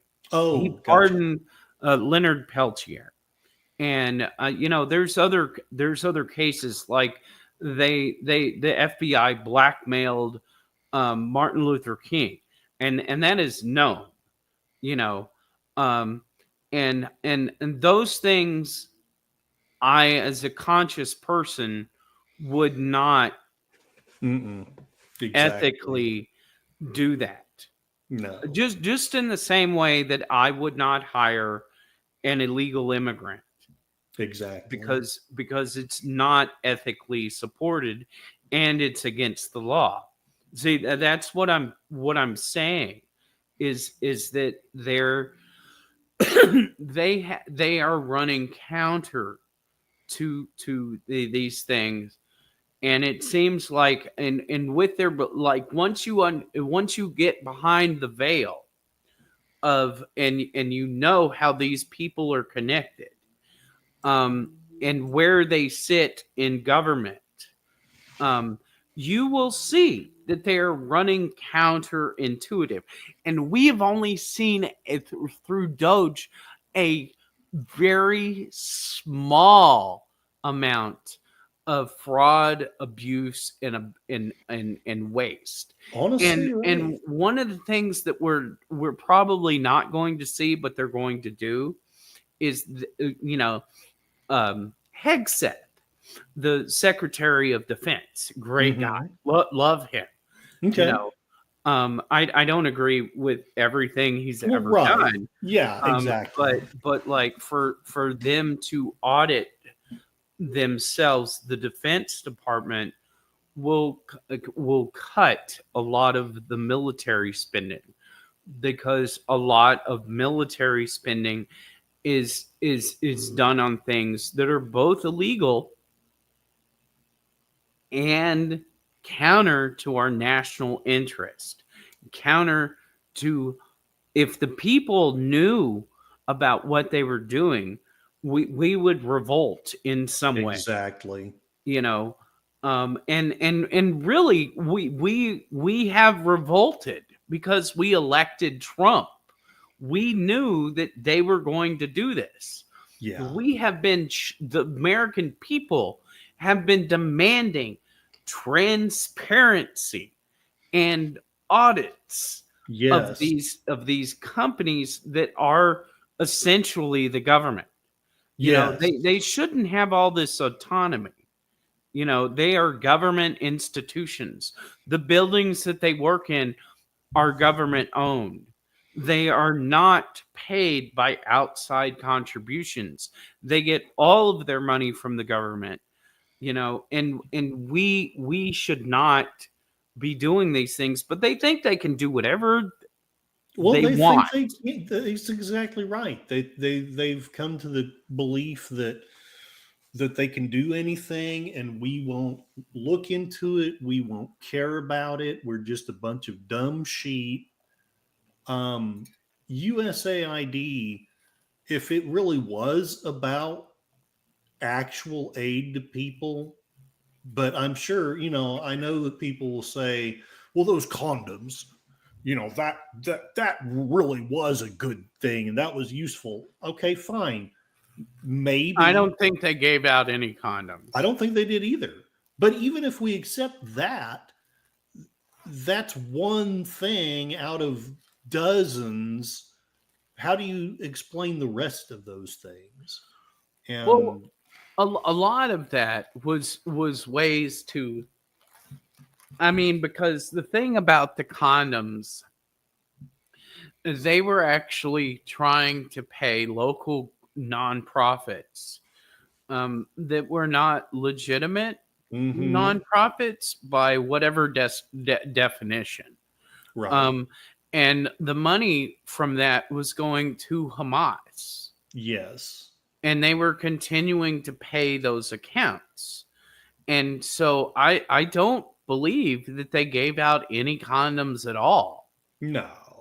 you And know. And you those that money was probably used to strike at Israel, but and put the Gazan and Palestinian people in the way. That's Hamas does not care. yeah, they don't just They will go in, they will operate from hospitals, they will operate from apartment buildings that have just regular citizens in them. uh Just like the Mexican cartels, they will mm-hmm. take over, cartels will take over favelas and and projects and apartment buildings. I mean, they do this all the time in Mexico and South America, And they you started to know, do it here. and they will attack from those positions because they know that other countries or their government won't uh, put normal citizens in the line of fire, Yeah. you know and that's just awful, you know and that was one of the reasons why I wouldn't go in the Air Force, is because my eyesight's so good. They wanted me to plot bombs I mean, they wanted me to sight bombs, Uh targets in planes from 20,000 feet. Yeah. And like I think I've told you before, you Yes. know, I Go I ahead. wasn't going to take this job, even though it's very good. There's very few people doing it. It would have been a high salary. I just I know that they target hospitals and schools, and there Yeah. are legitimate reasons for it. However, I would never sleep again. I understand. I You do. know, it wouldn't make me feel good. No. You know, and they attack the wrong places all the time. Most of the time, the intelligence is late.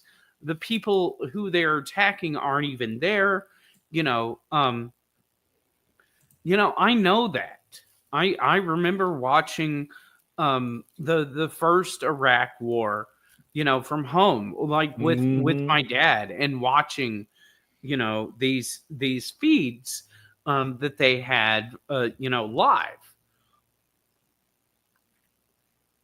Yeah. And we did learn quite a bit at that time. I would have chosen to be uh, a helicopter medic. Yeah. And as dangerous, because that's a really, really dangerous job. Yeah. Too. And it's for two reasons. Number one, you're going into live fire Yes. 100% of the time. You've got people on the ground who are already injured. Um, and DJ Play Nice, I didn't serve. You know, I would have eventually been found out because I have fibromyalgia.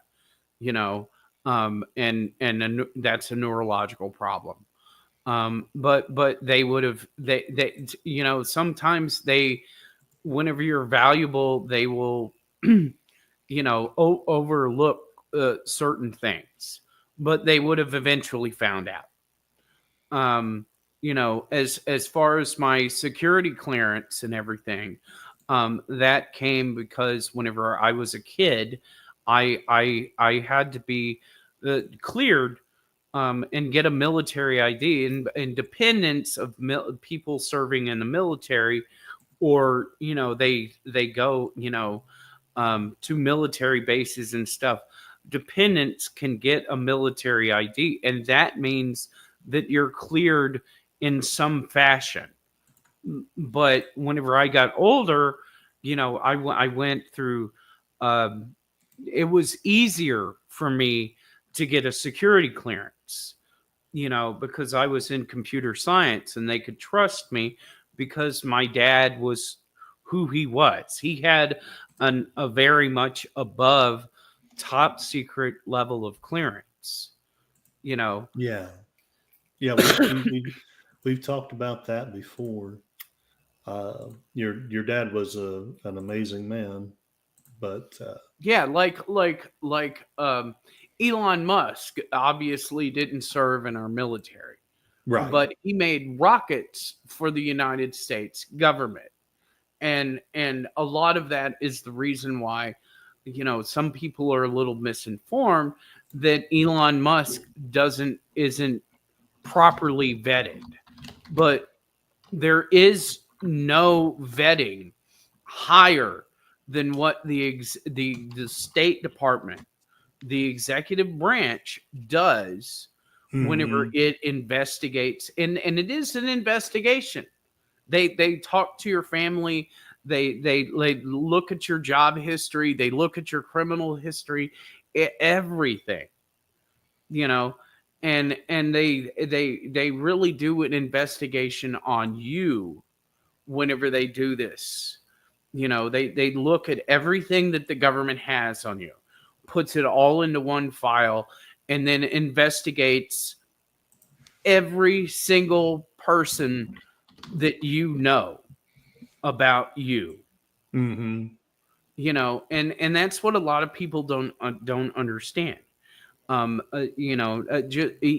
Musk is properly vetted. Elon Musk doesn't have any contracts being considered at this time. So there really isn't any conflict of interest. And it's great that Elon Musk isn't mad about it. That Yeah. he's willing to do this, to be head of Doge and not be paid anything. I am really grateful for that. But that's a different Yeah. No. that's a Yeah. different Yeah. subject. You know. Totally. But I do get what you're saying on that, and that is. I'd love to have a panel of several people one of these days just talking about him. But So Curtis, I interrupted you talking with chat. So oh, let's that's okay. That's okay. let's go ahead. Okay, so in the chat, let's see. Our PvP, our federal government has sunk to levels of self-serving corruption that's very disturbing. There should be oversight of budgets. Our federal debt has doubled, and this is Canada's, not ours, but still, this is alarming. Our federal debt has doubled in 9 years under Trudeau. Um, PvP agrees it was the government that closed the mental health facilities. They should be reopened. Some people need 24-hour care. Uh, PvP had a friend who did house painting in the summer. He had a job to paint at Riverview Hospital. He was unloading his paint cans, turned around to witness a woman drinking a can of his paint. Um, there's people so detached from reality, they need 24/7 care. The And that's government, true. yeah, the government closed Riverview in 2012 after it had cared for folks for 99 years. Trudeau and his liberal bunches are globalists, cozy with the World Economic Forum. I know you're at least a little bit familiar with them. He was one of those, what do they call them? They're basically people who were trained by the WEF and groomed for high mucky muck I positions. will I will say this, that fear and uncertainty drives markets. Like Yes. like people are more likely to spend money. And it's not just the case of like, the obvious things like bullets and things. People will spend more money if they're afraid, if they're paranoid, if they're in a circumstance. And like, whenever you're homeless, um you know the people spend a lot more money. Let's just talk about food. Yes. To go out to eat or something, that's taxed. If you're homeless, you don't have a place to cook or store food.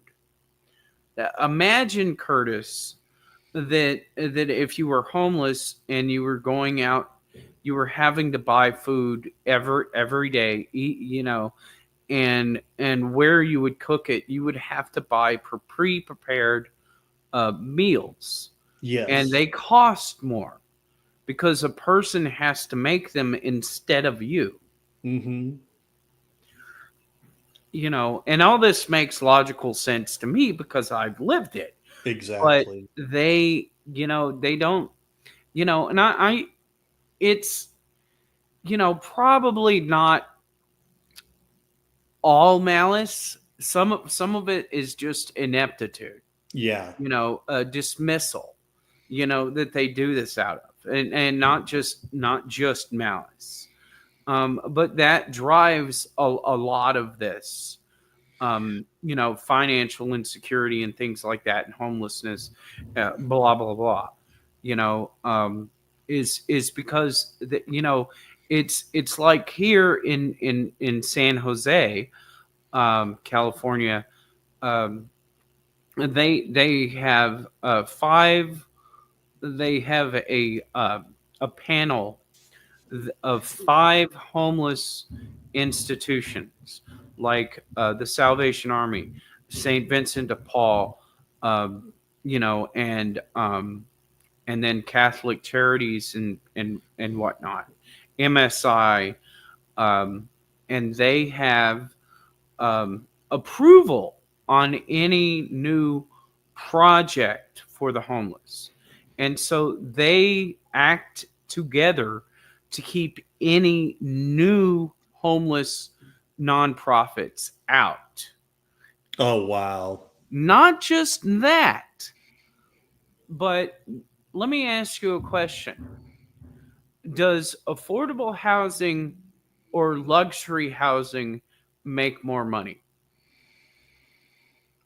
Uh, Good question. I feel I should know, but I don't. The obvious answer is luxury housing Yeah. makes more money. So we had a problem with not only new shelter beds because there haven't been any, but also housing contract people that were building housing, landlords that were getting into real estate and things like that. They were not going in the direction of affordable housing. Yeah.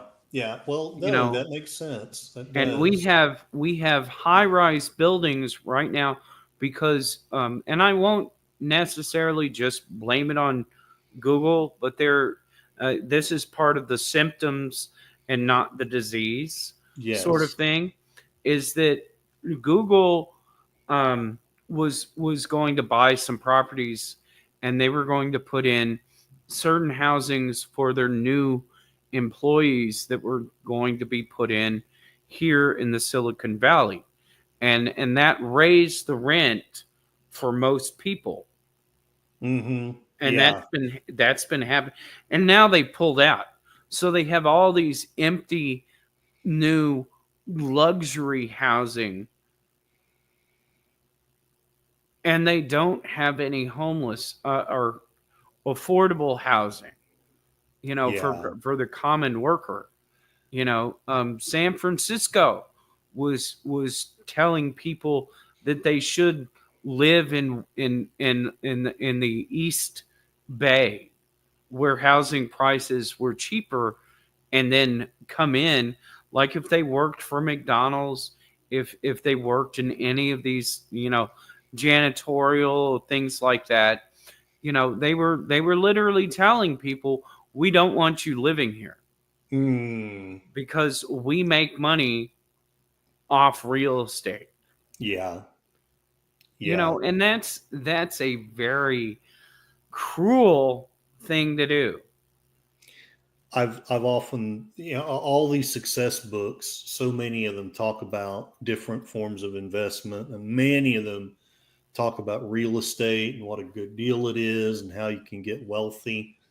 But I always kind of had in the back of my mind, I mean, there's several things that have kept me from doing it, but one of them was it seems like I know that there are honest and ethical real estate people. There are, but it seems like too many seem to be quite willing to just oppress people.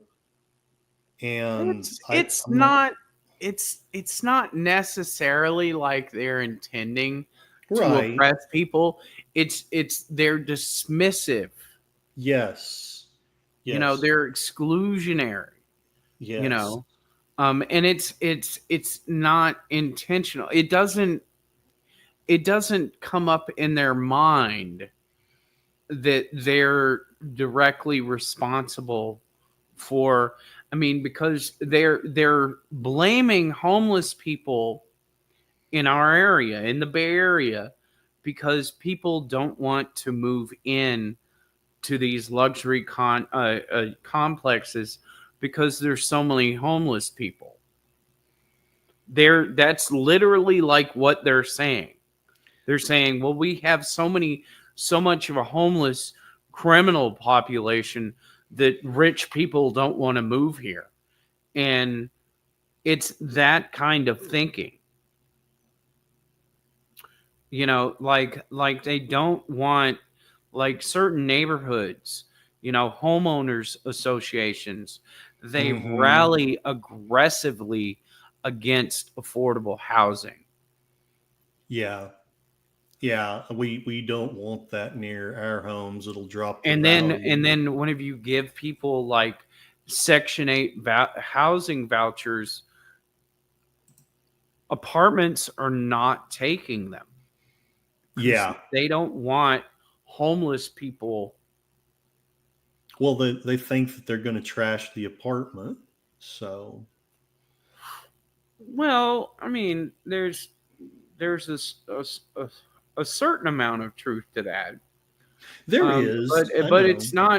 it's not in all cases. Like I'm an exceptional. I take care of my apartment Exactly. like it was a gold bill or Well, something. it's your home, You know, I mean, it just um, makes sense to do that.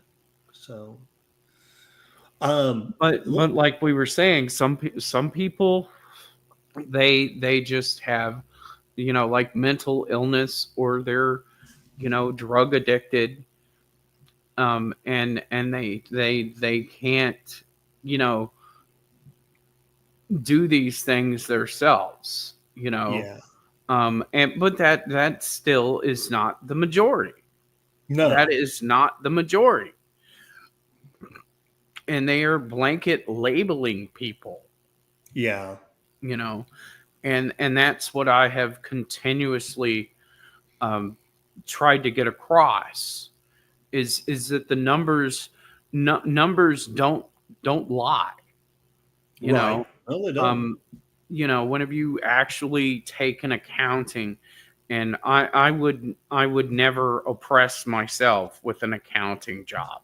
um I but understand. like researching into the numbers, and researching these Section 8 vouchers, I have found that most of these people get off of their Section 8 housing. Whenever they get into a house, they're able to get a job, they're able to pay their own rent, and they eventually pay taxes and pay that back. Exactly. And people do not get this.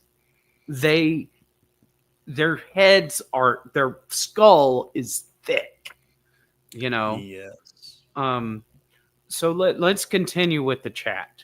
Yeah, I want to say hello to DJ Play Nice. He's been here for a bit, thanking me for hosting, and he was asking what capacity you served. You'd answered that question, though, and neither one of us served. I also thought hardcore about joining the military when I was young, but I did not, and I'm kind of glad now that I didn't.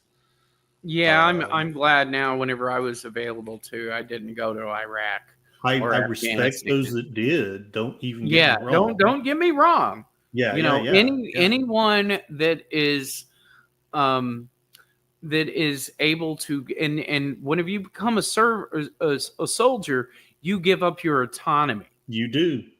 You and do. you serve the country. And anyone that's willing to put their self, even if they don't agree, even if we do not agree with what the military does, we should be proud of the soldiers anyway.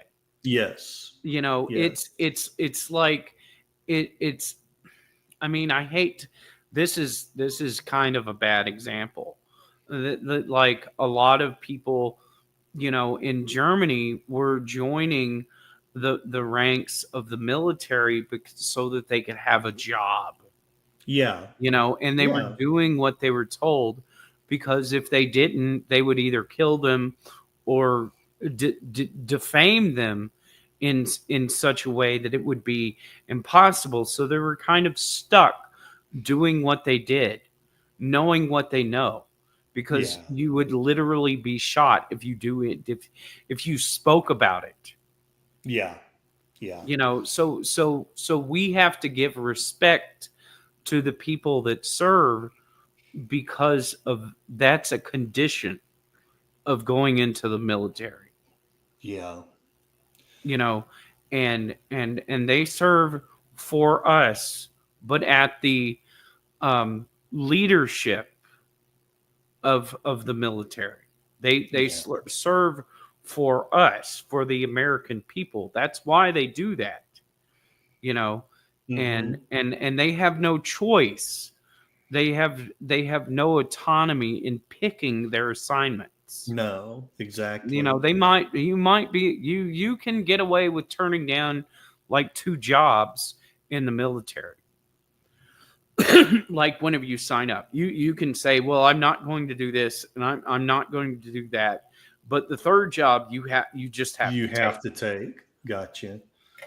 Well, I'm glad there's at least some little bit of choice, but that was also one of the things that worried me was anyway. It that's not the topic. I'll let that go.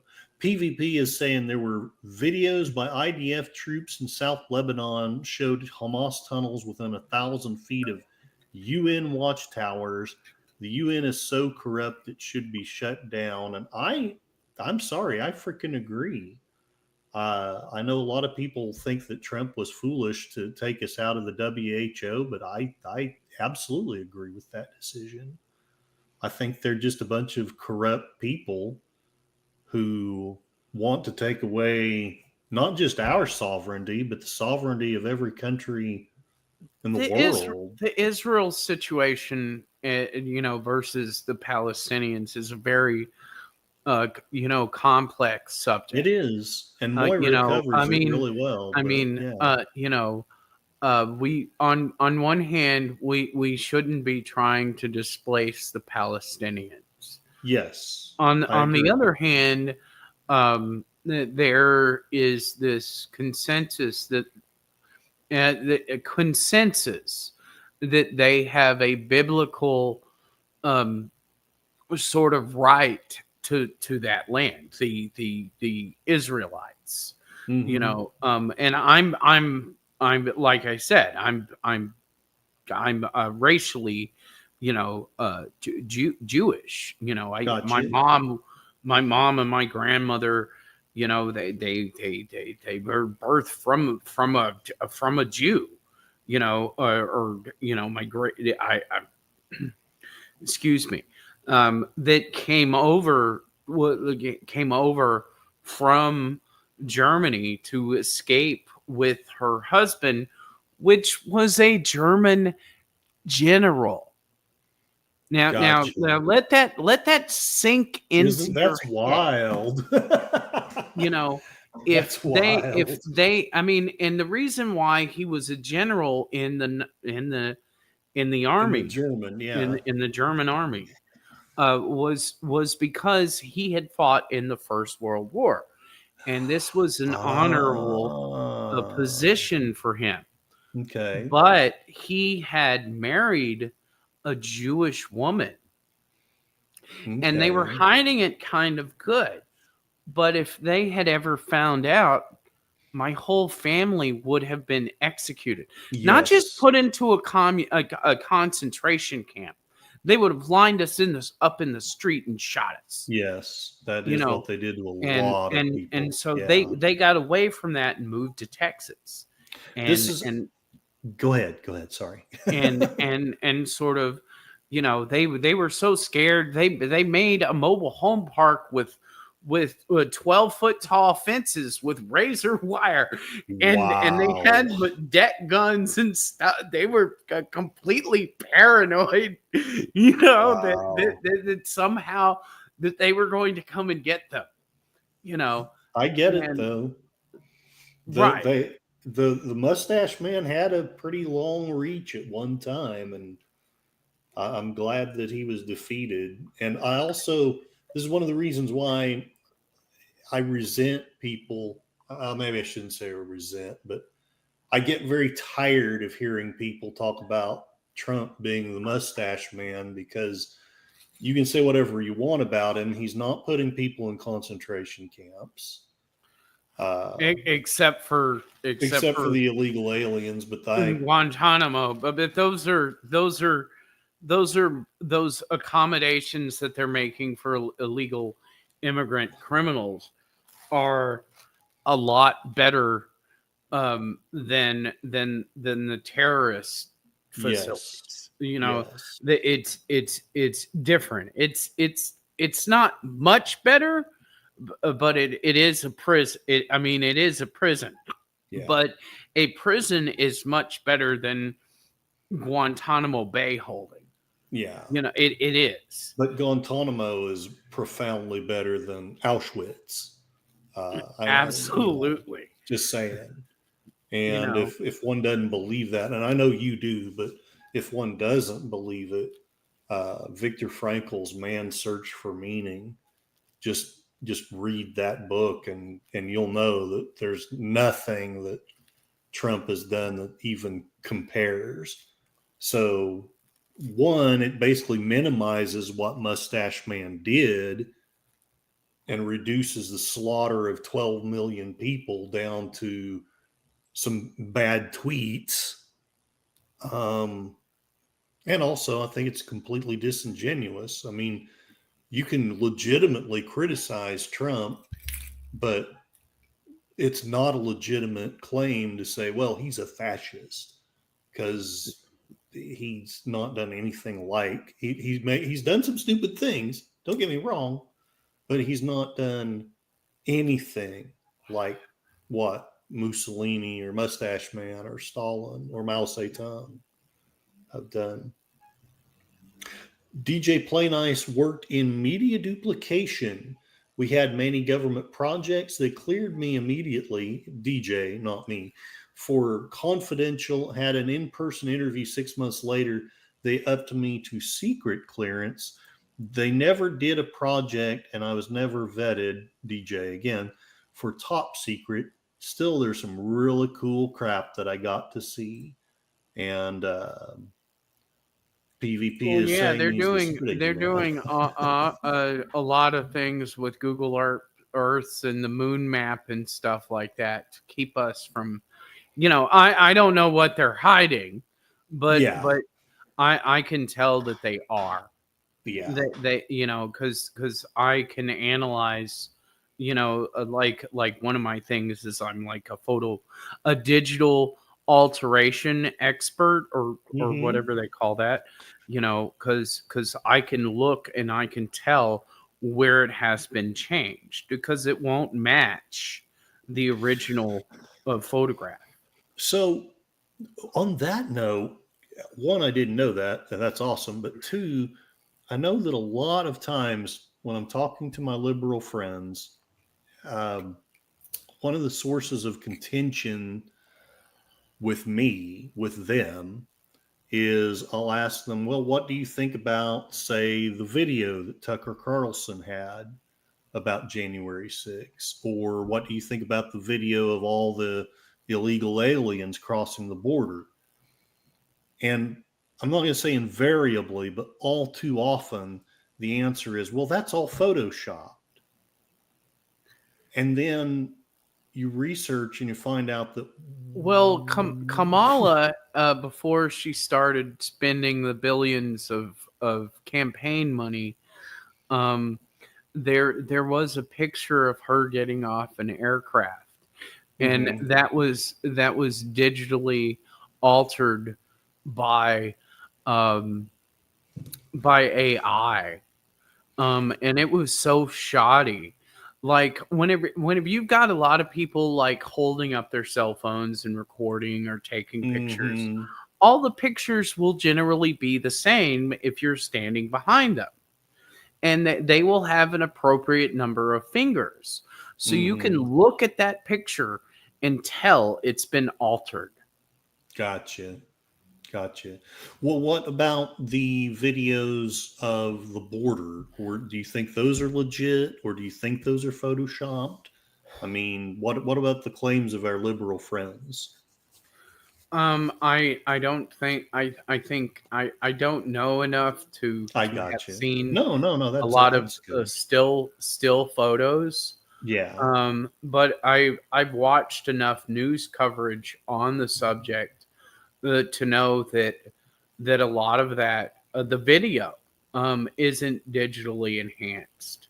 Like Gotcha. there are literally that many people um, coming across our border, Uh, and most of our border between us and Mexico it doesn't have a barrier. Um, and those immigrants, they're not all doing that voluntarily. um Oh, they're yeah.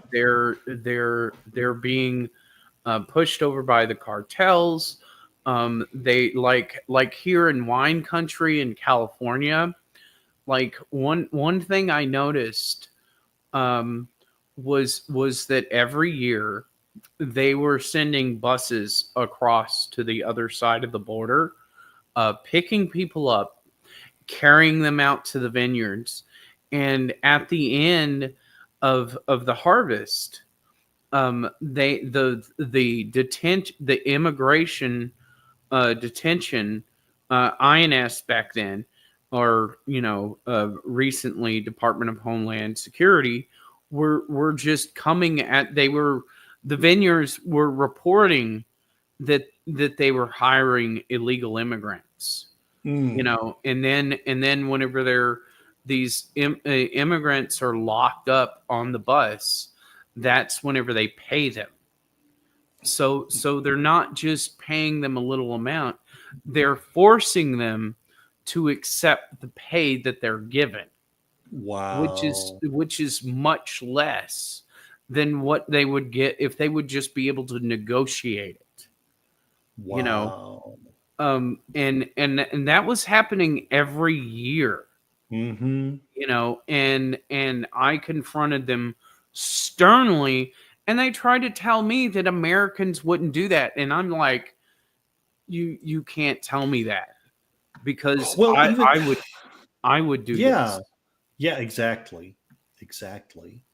That pisses me off whenever they take that attitude Yeah, and I've and never say liked that that. Americans won't do that.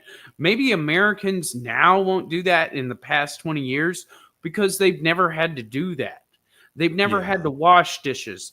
They've never had Mm-hmm. to do construction cleanup.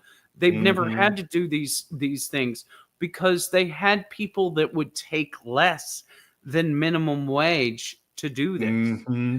And a lot of these companies that employ them, they don't give them even enough to get housing.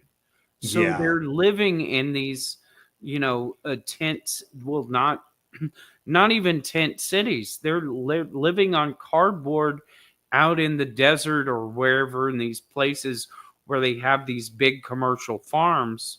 During the year, they used to have housing for people that would do this agriculture work, and that was one of the staples that you could count on whenever you went to work for them. Is Right. like you could go, out to these places in the middle of nowhere, and they would have housing for you, and they would pay for that as part of your salary. And Okay. it's not that exciting because they used to have these things called bunk houses, Mm-hmm. and Mm-hmm. they could do that, and people were happy to have these jobs because they didn't have anything else. And that's what people don't realize, is that Americans will do those jobs, but generation, alpha, generation Y, they won't do these jobs. They've never been exposed to them. Yeah. They've never had to do that, you know anyway, on with the chat. Yes, they're still banging in here, and Charlotte Nightstar has returned. Hey, hey, woo! Welcome, welcome. PvP tries to Hey, analyze Charlotte.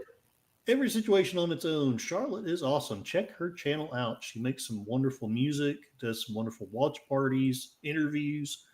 Wonderful lady there. PvP loves the brave souls in the military. People saying hi and hey, have you subbed to everyone here?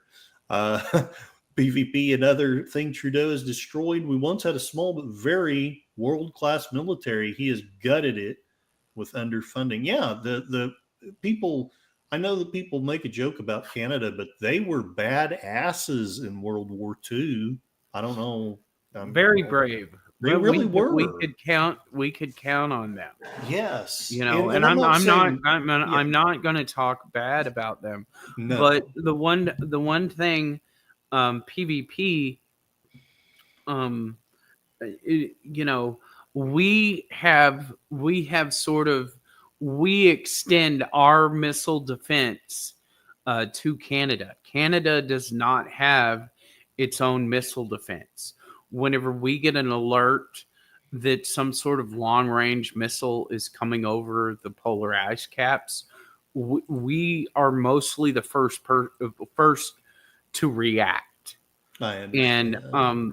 that puts that lessens the amount of military spending, and they have got the government of Canada has gotten so used to this that they don't beef up their military, you know.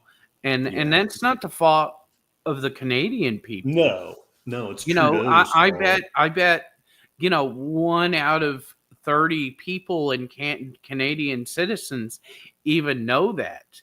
You know, Americans do not know that our missile defense covers Canada, and it is great because then we, the American you know, we can extend our military defense to the pole or close enough to it. And that's kind of why we're sort of eyeing Greenland. We want to buy Greenland, Yeah, and Greenland wants, or I think, some people in you Greenland, know, yeah. a lot. I would say a majority want to be part of us instead of what's that country that owns Greenland? Oh, a new is it Newfoundland or who does own them? Let me No, look at I it. don't think it's I Newfoundland. think you're It's right that it's somebody else. Yeah, they don't want to be under their rule. They're you know, nobody knew that Greenland was actually. I mean, I a suppose colony. people in Greenland knew, you know, but we did not know that another country had control of Greenland. You know, Denmark. and Denmark is who owns it. that was like a thing of colonialism. They always talk about colonialism, but Hmm. only whenever it has to do with race. You I've know, noticed this, and it does seem like at, at least most countries have made efforts at one time or another. Uh, Not to say that that makes it right, but most countries have tried to conquer or colonize or uh, basically subject somebody to their rule. PvP, one reason I think these ceasefires are a joke, it just gives Hamas and their kind this time to gain strength to launch another I October I attack. I promise I only have a small comment to make on that subject. Oh, okay. Is that Israel doesn't really pay attention to these ceasefires either. Right. You Yeah. know, Moira um, covers that a lot. But go you ahead. know, and I'm not going to say necessarily that they're wrong, but neither Hamas nor uh, I forget his name. I'm not gonna. Netanyahu. Yeah, Netanyahu. They both ignore these things, Hmm. these ceasefires. So Yeah. you know, implementing a ceasefire in that situation is not necessarily what we need to be doing. You know, right now it's what Trump plans to do is to displace or take the Palestinians out of a destroyed Gaza Strip and the very small slither of land that they have, and migrate them to other countries. You know, that's like literally, you know, that's a simplification of his plan, but like that's what he wants to do, and I think that that is a very humanitarian way to deal with the situation. You know, as much as those people deserve, you know, the Gaza, because it is literally, you know, and it's not just it's not just Muslims that occupy Hmm. Gaza. That's right. There's That's right. also Jewish people. They have Yes. always lived together like that, and like Yeah. I don't I think that's it's just humanitarian to move them out of the way, you know, and then we might, through this process, because there is a process to process Yes. all of those people, the Gazans, like into the other countries, they do a certain amount of vetting of those people. Within 9 seconds, they can determine based on the Interpol or other organizations like like we have in the United States. We have the NCIC, the Criminal Information Network. Hmm. They have internationals and they identify terrorists and people they're associated to. And within 9 seconds, we can get that information back on any person we run through that system. Wow. So in that process we could root out Hamas and other terrorists, and displacing them, and doing that would separate them from the good people from the bad. It would separate that. Right. It would cool the situation. It would be like putting a broke leg into an ice bucket, you Mm. know. Okay. And I think that is definitely something that we should look at, you know. And it still relates to the central topic because we all know that a lot of Palestinians have been displaced and are basically homeless. From So from the whole country, and displaced into this small little strip of land on the eastern side of Israel, the hmm country of Israel, yeah. that used to be Palestine, which Yeah. was a mix of people, you know. Yes. Um, And you still know, is largely or somewhat anyway. and I knew a whenever I was young, I knew a PLO member, Oh, and okay. the way that he talked and stuff, I understood him. But I mean, I also understood that his philosophy was directly opposed to what I mean. They're Netanyahu and Hamas have literally the same xenophobic, They do, don't they? genocidal sort of Yes. attitude They towards both each other. think that the only answer is to eliminate the other completely. And And by separating them, we get away from that. You it's know, it's it's something to consider. I don't know the answer myself, but I've said it before and haven't yet gotten a good answer back. Trump is at least trying to propose a solution. something. It's Yeah, better. It's better than other it's things. better than just two societies destroying each other. Yeah, and it's Uh, it's better than allowing Gaza to just be rubble Destroyed. and Yeah, unsanitary yeah. conditions for these people. You And know, and I guess that's my deal is I'm absolutely open to somebody criticizing his thought there, but I want to hear what is your solution, and not necessarily you. I'm not meaning to challenge you if that makes sense, but what is that person's solution for the problem if Trump's solution is so terrible? And it may be terrible, but I would love to hear someone propose something better if all that's the options, case. all options in this situation are terrible. Yeah, you're not wrong. And we kind of need to accept that within ourselves, Yeah. and we need to take a perspective of what is the least harmful. Yes. PvP is saying about Trump that he's glad that he won and that he gets that he likes to needle Trudeau, but still, when he talks about the 51st state stuff, Trudeau gets more votes in the next election from knee-jerk Canadians too dumb to know what's happening. So Yeah, yeah. I mean, I can see that, you know. But like, it's kind of like one of those things. It's not what he says. yeah, It's what he means, yeah, you know. And he doesn't mean we're going to literally like invade Canada no, and no, and and absolutely take not. Canada, you And know. and even if Trump was silly enough, which I don't think he is, but even if he was silly enough to decide that we're going to invade Canada, I think there's enough Americans that would be like, bullshit, we're not invading Canada. Screw you, buddy. Uh, and maybe I'm wrong. Maybe there's enough mind numbed robots who would invade, but I think not.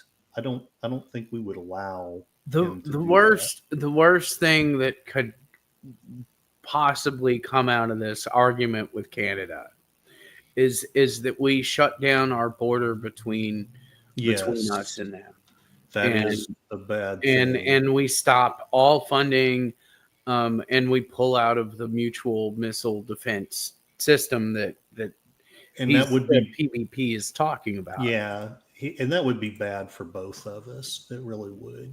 I Yeah, think. that's I not think. good for anybody. No.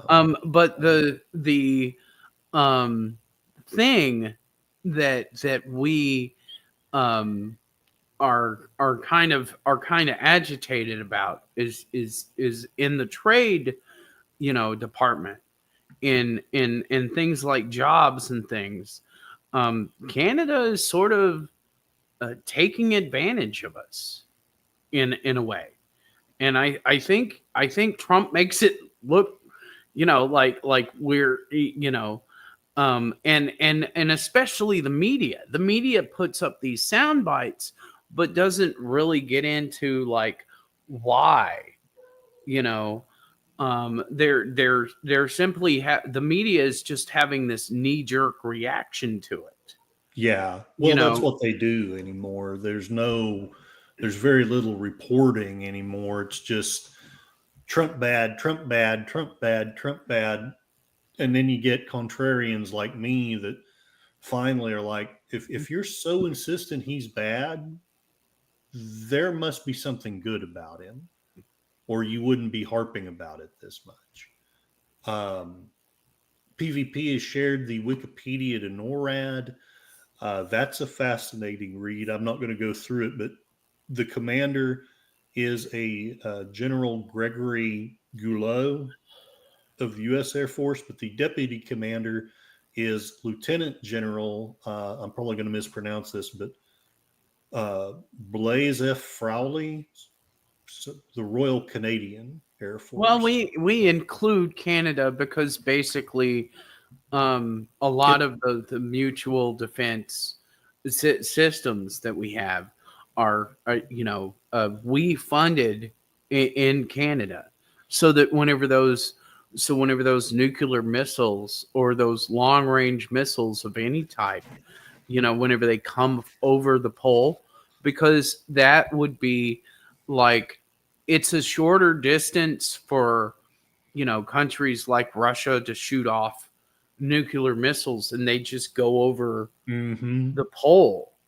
And so that gives us some warning, that those nuclear missiles are coming, Yeah, and that yeah, is to our advantage.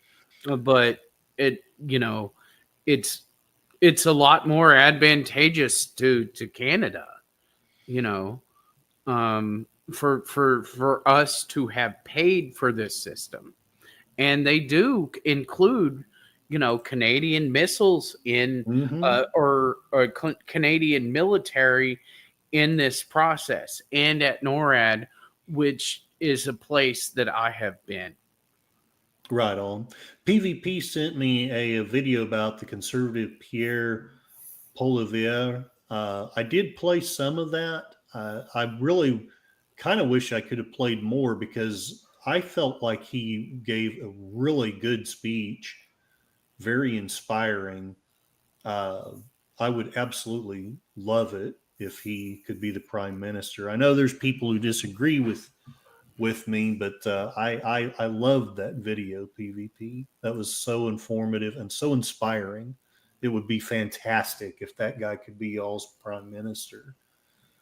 Um, uh, PvP, Trump and Vance have called for all of the allies to increase their military spending. Finally, some might take some of the weight and responsibility off of the U.S. Both we shouldn't be the world police, No, we shouldn't. and we should not bear the brunt of military spending for free people around the world. Right. I mean, we can help them. They are our allies, but they need to pull their own weight. And I'm not saying that they have never pulled their own weight. No, yeah, I'm I'm exactly. I'm just talking about the current times that we live in. Yeah. You Yeah, know, I know Canada, England, France, a lot of these countries did some hellacious things back in the past, but it does, at least to an American, and maybe we're misinformed, but it often feels like that in the last 30 years we've been bearing the brunt of defending everybody. Now, probably the foreign countries probably think, well, you're just a bunch of busybodies putting your noses where it doesn't belong. Uh, but but in most of America, the time, the U.S. is asked to intervene. yeah, often we are. And I don't think we mind intervening as long as there's two things. One is, actually three things. One, if it's just us against the world, then why are we even bothering anymore? If it's us against the world, let's just be alone against the world, and y'all deal with your own problems. And that's why it makes sense. You know, if you really look at it, for us to ally Russia, for the U.S. to ally Russia, this would absolutely eliminate conflicts that we have with them. They, the countries that are allied to each other, they have less disputes Yeah, and and they get into less problems, I and had they come so in and they back up each other. exactly. Whenever stuff hits the fan. You Mm-hmm. know, Mm-hmm.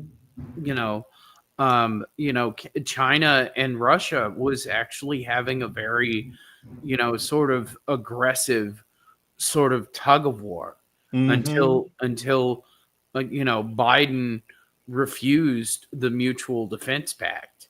Yeah. I think Putin's head was squarely on straight whenever he decided that he should ally with a big country, and it just, whenever we refused, he just went with China. Yeah, it You was know, we default. Who else was he going to ally with?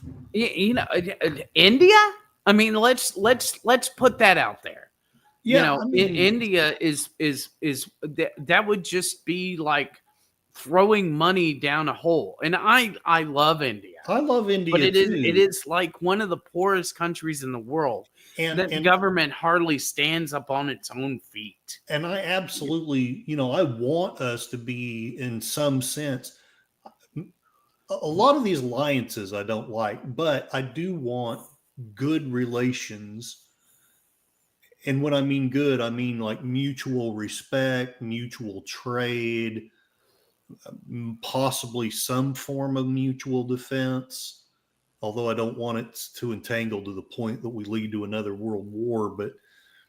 But having said that, if I'm Putin and the choice is let's ally with India, let's ally with China, the United States has told us to get stuffed. I'm probably going to go with China. I'm just saying. I don't like it, but that's probably what I'm going to do. Um, PvP has seen a lot of videos, really dumb haters on Trump. The legacy media here lies, as does ours. It's in our mutual interest to defend our continent. That's 100% right. 100%. Putin has shown an interest in our north, and he has. Now, I don't. When I agree with that, I, with respect to you, PvP, I don't think Putin's going to invade, but he has said some things, or at least some things have been reported by the media that Well, he said. Putin, Putin wants to be able, and Russia, Yes, really, they want to expand their ability to ship goods to other parts of the world. yes, And the one thing that Russia has in spades is the fact that they have this northern crossing, for supply routes. mm-hmm, mm-hmm. And basically they were beefing with China over some of that, and they were beefing with other countries. And then here we come along, both the Canada and the US, saying, because of the Red Menace sort of Yes. ideology, is that we weren't going to let them do that. And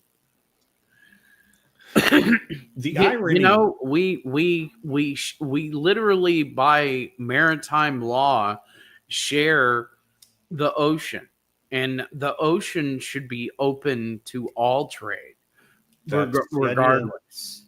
Yeah, You know, out to international waters, wherever that demarcation is, it's supposed to be free.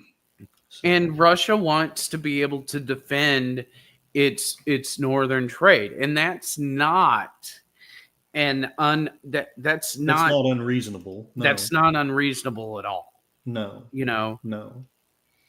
Um, Putin, let's see, Pierre has said he wants to increase the northern military. Older Canadians like myself are proud of our military history, as you should be. You really should be. And I know you are. PvP, even in Afghanistan, we had troops. Yeah, I know. I know. And I don't want to act like it was just World War II. I know there's been strong Canadian presences in a lot of the conflicts that America has, for good or ill, been involved in. DJ's got to roll out. Thank you guys very much, and we're kind of hosting each other. To be fair to Darkwoods, he's streaming on his channel, so I'm actually his guest there. But people came over here, and I appreciate it. I'm just trying to yeah. be If fair to if you, if if Darkwoods. if people in chat would just visit this live stream and maybe put a like, Yeah, or that an could emoji or help something. my channel out a Exactly. lot. You know. Exactly. Y'all be safe, have fun, carry your guns, and rock. PvP, I remember a few years ago, Putin had a Russian flag put on a rock up north. That's another thing. People don't think about it, but Putin has a sense of humor. It's Yes. kind of a dark one, but he does have a sense of humor. Well, it's let me remind y'all of something. Putin was accused of the death of the supermodel, Yes. and Yes. she was found in a luggage bag. Mhm. And I made fun of it, because if it was Putin, he would have put her into like an Armani or a Gucci bag. Oh God. you know. That's so wrong. But That's like, so wrong. yes. Why does it feel so right? Oh gosh. The Northwest Passage is in Canadian waters. We should control it. And rock on, DJ. So, well, is there one more thing we want to talk about as far as homelessness or any other topics? Or Is that the end of chat? that's the end of chat. Wow. We finally got there. But we also covered a lot of ground. So I think, I mean, I feel like I don't, I'm not saying we have to end it now, but if you did want to, I would be Well, okay with that. But if you have more to say, I I'm want to listening. I want to kind of Yes, sir. touch on that northern passage thing. Please. Go ahead. Canada is very close to Russia. Like I've said Yes. before. Anybody who can look at a globe, if you turn the globe up at where you're looking at, um, the North Pole, right? Mm-hmm. The Canadian territory on one side of the frozen water, which is not landmass, which is the North Pole. You know, um, you have sort of two sides to this. Mm-hmm. Um, but wouldn't shouldn't we share the Northern Passage, or does the idea of the idea that we would share it with Russia, which I don't I don't think we necessarily have any ideological differences, except those that prejudice has given Yes. us. You know, Yes. um, I think it's ironic that we still think of them as a communist menace, and then we're turning communist ourselves. Just kind of, putting that out but there. there still is a communist country, and that's China. That's China. Yeah, correct. Correct. Look at how ginormous Russia And is. if we would just be nicer to Russia, Russia doesn't necessarily want to be communist. But No.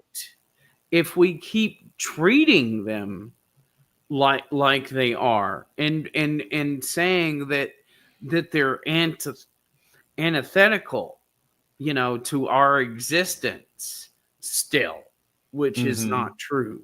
Mm-hmm. Um, you know, we're going to drive them that way. The whenever China and Russia, entered into a mutual defense pact, it deeply disturbed me, because at that time I already knew that Russia had offered that to us. Mm-hmm. It deeply disturbed me, because that mutual defense pact has a very, very deep meaning. If Yes. it would have pivoted if we um allied ourselves with Russia, and they would have we would be we could look at China as the threat that it is. I mean, Yeah. they wake up every morning, they do exercises, and they are anti-capitalism, they are anti-democracy. They are very, very much, ideologically our enemy. Yes. Their Correct. existence is is damaging to freedom and democracy all over the face of the planet. I can't say that about Russia. They're a democratic federation.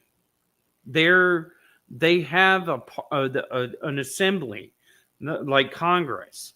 They have a constitution. They literally took our example and made it theirs. So we should not be so antagonistic at all to them. You Um, know, and Space Fraggle, I don't know. I didn't see any comment. So if you did get censored, it was by YouTube. I can promise it wasn't by me. yeah, I Uh, didn't do it. right on. Space Fraggle stands with Canada, free Canucks, and then PvP says thanks and hello. And did I have I said hello to Space Fraggle today? I can't remember. If I haven't, Kaplaw, hail to you, glory to you in your house. Thank you for Glory being to here. you and your house.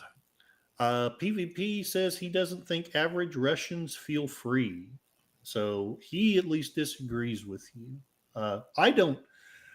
I'm probably between the two of you on that one because the little bit I know about Russians, it's it seems to me like they feel freer than our media says, but I also feel like they aren't as free as I think they would like to be. Uh, And we aren't either. Our citizens here in the United States, feel very much oppressed by the government. I would say that's like a universal thing here in America, that we do not see the Bill of Rights being enforced in the yeah, United States. not anymore. We, instead of the government doing that for us, instead of the police making sure that they enforce that document above all other laws, Yeah, we are oppressing our own people, in many ways, because police officers, whenever I have my camera, they are telling me to turn off my camera. Yeah, hmm, and that's not legal. That's like a violation of the Thomas Paine Act here in California. You know, this is that's the First Amendment. And they have to be told, and they and around government buildings and private companies and stuff. Whenever you're in public and you're like walking down the street and you're filming landscapes or whatever, you're in public. You're allowed to do that. You know, um, but they oppress people of their rights that they have, and they do not care. They are backing this up. The Russia doesn't really have a secret police anymore. Talking to PvP's comment, they don't. Um, I know that, and not to challenge you here, but I know that at least the media tells us that they do. well, Um, I'll tell you one thing that is for sure. China had yes, police stations in the United States, and I showed that to you. yes, Um, and they only closed a couple of them, but they probably still have um they probably still had, because most of the Chinese citizens that live and work here in the United States, and there are a great many, and yes. I'm not mad at them, No, but most of them are here in California. And for China to not have Chinese police stations to quote unquote monitor their citizens in the United States, to not have them in California, that's just unthinkable to me. You know, yeah. I can't prove it because they don't like say Chinese police station. They don't wear Chinese police uniforms. They kind of hide that. They're kind of a little undercover. You know, Well, I know Dr. Phil and several other people have talked about how the Chinese own a substantial amount of property surrounding certain military, not entirely surrounding, but but very near to military bases, and basically strategically they virtually are surrounding these bases. And to me, that's very problematic. And I'm sure I've talked to a liberal friend once about that, and they were like, "Well, they'd only have a little less than 1% of all the land." I don't care. It's strategically placed. It worries me. Well, again, go back up to don't Which forget one? Putin was in the KGB. Oh yeah, yeah, yeah, yeah, yeah, yeah, yeah, yeah. Yeah, that's the KGB was like the CIA, and not just the they were not just like the CIA. They are also like the FBI.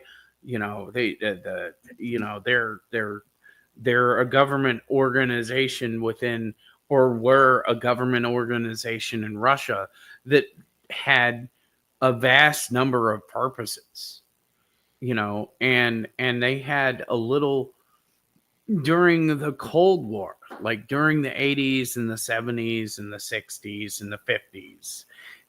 They literally had a different sort of attitude. Mm-hmm. But Putin was not in the KGB during most of the Cold War. You know, Putin is. I mean, it. I'm listening. In Go order ahead. to understand, Putin and how he got to be president. Yes, PvP, the KGB could send you to a gulag, but Yes. like in Siberia, that's a totally true statement. But they they they they have changed, I and think the more that we recognize them, because like I could alienate you, PvP, and make you into my enemy. It and that happens in like that's like, we can do that to other people. We can hate. We have the capacity to hate people and hold things against them that have no meaning at this time. This issue is not just with race. It's not just with ideological or systems of government. That's across the table. Putin is full of himself. hmm Talking to he was PvP's down there saying Putin is a self-aggrandizing asshole and he has a big ego. yes. And you're right, the war has to end. And I'm not sure that I don't think that what most people perceive as the reason for Putin or Russia to invade Ukraine is the same as what people think. We're listening to people that don't know what's going on or don't care what's going on in Russia. We Exactly. are not infiltrating, at least the US government is not infiltrating Russia anymore. And we're not able to infiltrate China. So we Yeah. don't have that line of information, you know. We don't have that in North Vietnam. We don't have that in North Korea. We're so ethnically different that we are incompatible with most of those South Asian countries to put operatives in. And we don't put operatives in the government in Russia.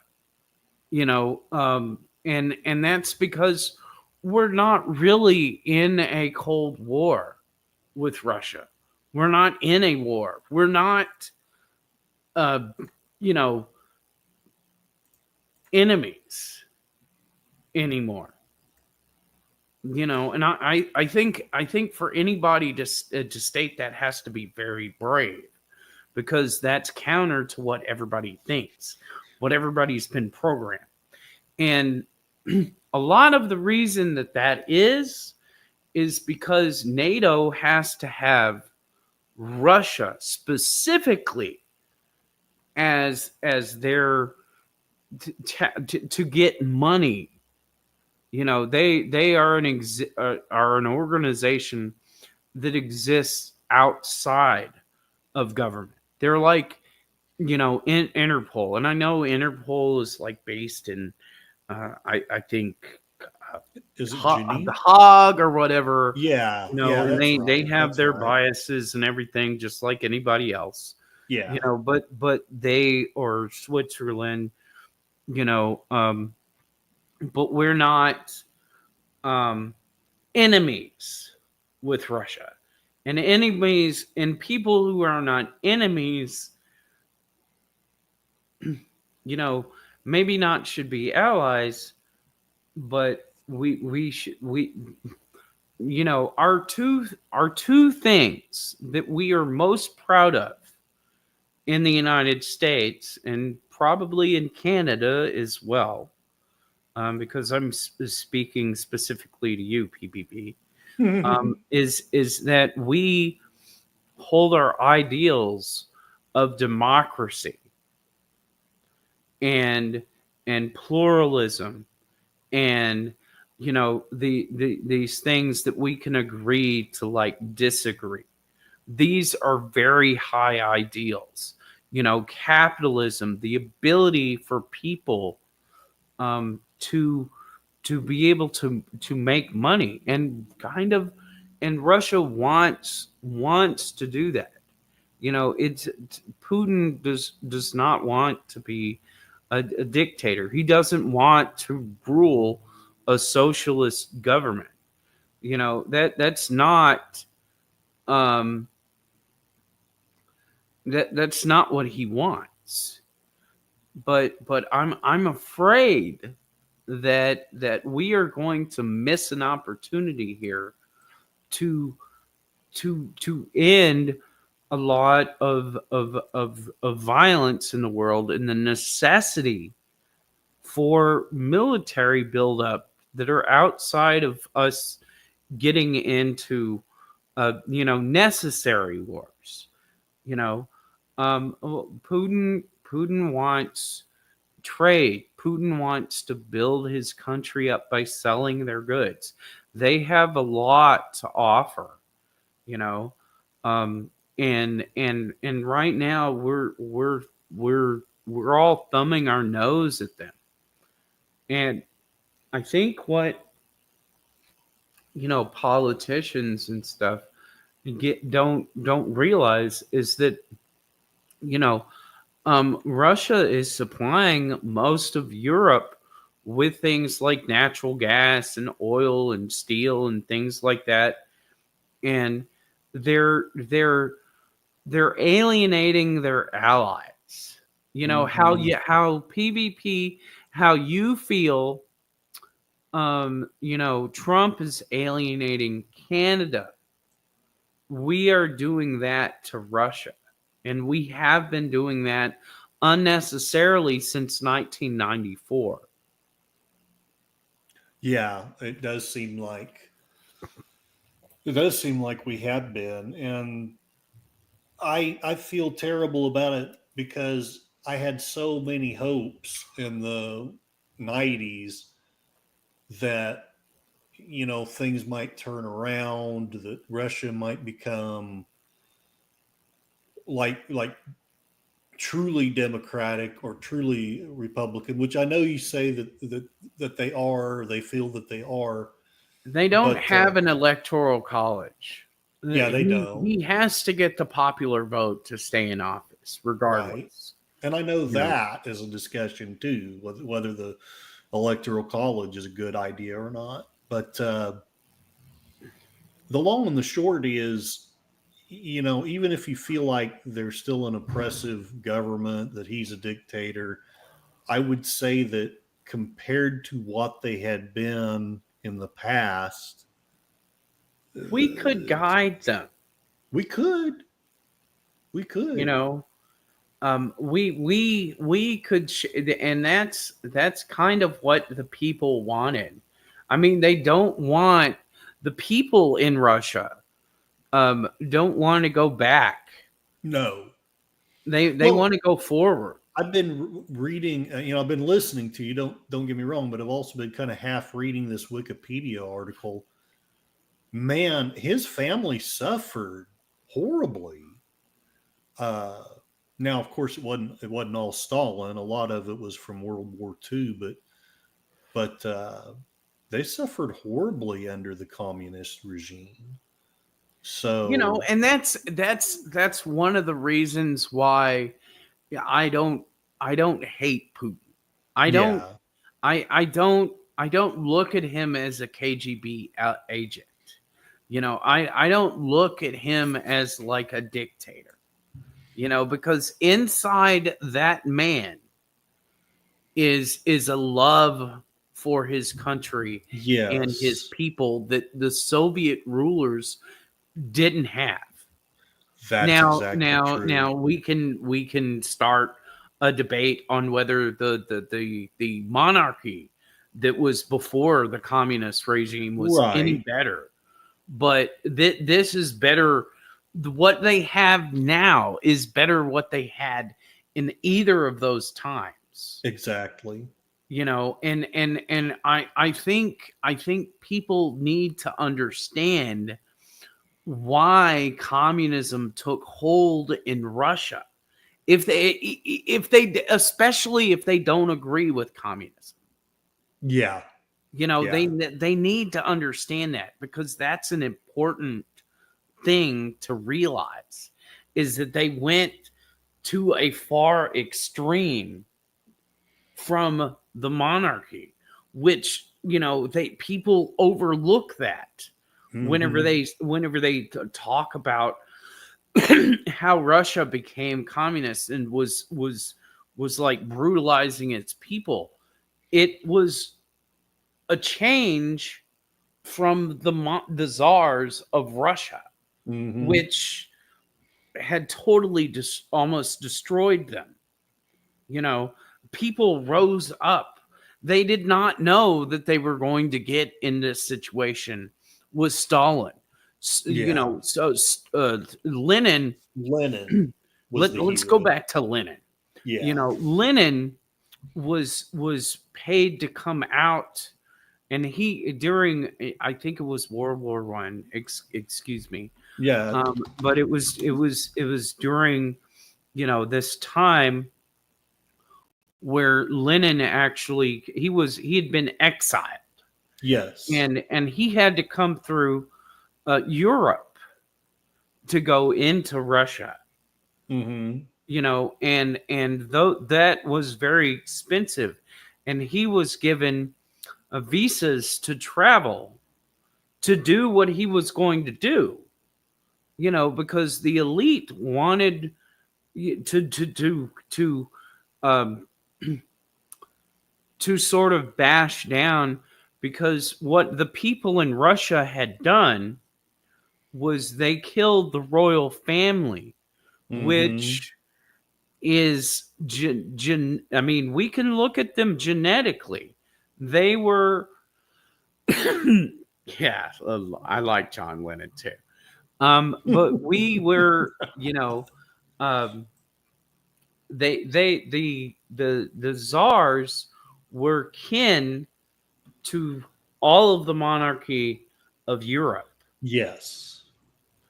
and that could explain why Lenin was able to do what he did, and where he got his money from, and where he got the honor guard that protected him whenever he got there.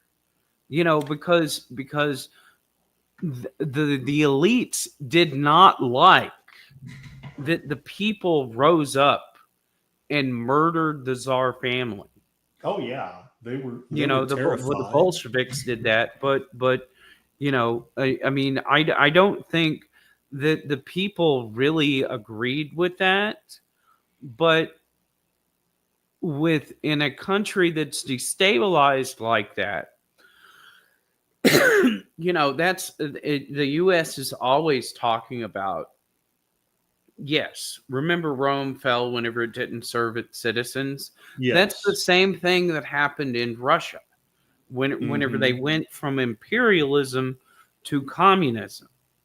And that was not instant. It didn't instantly happen that way. They were still trying to figure out what they were going to do, you know, before Lenin came over, and so they got Lenin out of the Gulag in Siberia, which is a part of Russia, Mm-hmm. It and is. he came down through Europe and gathered, you know, basically donations and money and visas and passports to go and do this. And Yes. the royal families, the monarchies of all these countries knew exactly what he was going to do. Do you think so? I wouldn't. There Wouldn't be is there surprised is there anyway. is no doubt. Hmm. That's what I would say. There is no doubt. You know, because I made an in-depth study of all of this stuff. Right. You know, I am, don't hate me, but I really No. enjoy, the idea of collectives and cooperatives and communes and things like that. And the one thing about that is that they don't necessarily have to be under a communist regime. In Well, fact, exactly. we have a lot of, Mrs. Baird's bread was Mm-hmm. a family cooperative, Mm-hmm. and then they sold stock in their company. There are a lot of there's a I won't mention them because they don't want it to be mentioned. But there is a permaculture farming collective that is worth millions of dollars, and they're just like a small little commune. And if I told you the name of the company that their products come from, you would recognize them, Right. if and especially if you know what permaculture is. I feel But like those things don't have to exist in a vacuum. People here in the United States, it's legal to have those kinds of business entities, as we would call them. Whenever people get together and they make money, they can totally, whenever the people that worked on Walmart went on strike and they eliminated most of their labor force, mm-hmm. the Walmart union I approached, and I was like, well, I figured out how much money it would cost to have a worker owned cooperative that was the size and had the distribution of Walmart to Wow. compete with them, and how much their salary would, and basically what we would call as stocks in a normal corporation, how much more money would be put into their pockets, and how much better the jobs that they have. But They couldn't they understand it. they couldn't understand that, and Walmart didn't like it at all. Of course they not. they they whenever I asked them questions, they were um There they were happy to give me the information, but they did not like the idea that I was coming wrong. And I don't really have a problem with Sam Walton or his family. Walmart, I still go to Walmart. There's a lot of things that I don't like about Walmart, Yes, but like it's an American institution, it you know, is not wrong. and for better or worse, they're not as bad as Timu, you know, You're right about that. you know. I will concede that point to you. Absolutely will. Oh, okay, PvP. What are we? So Another.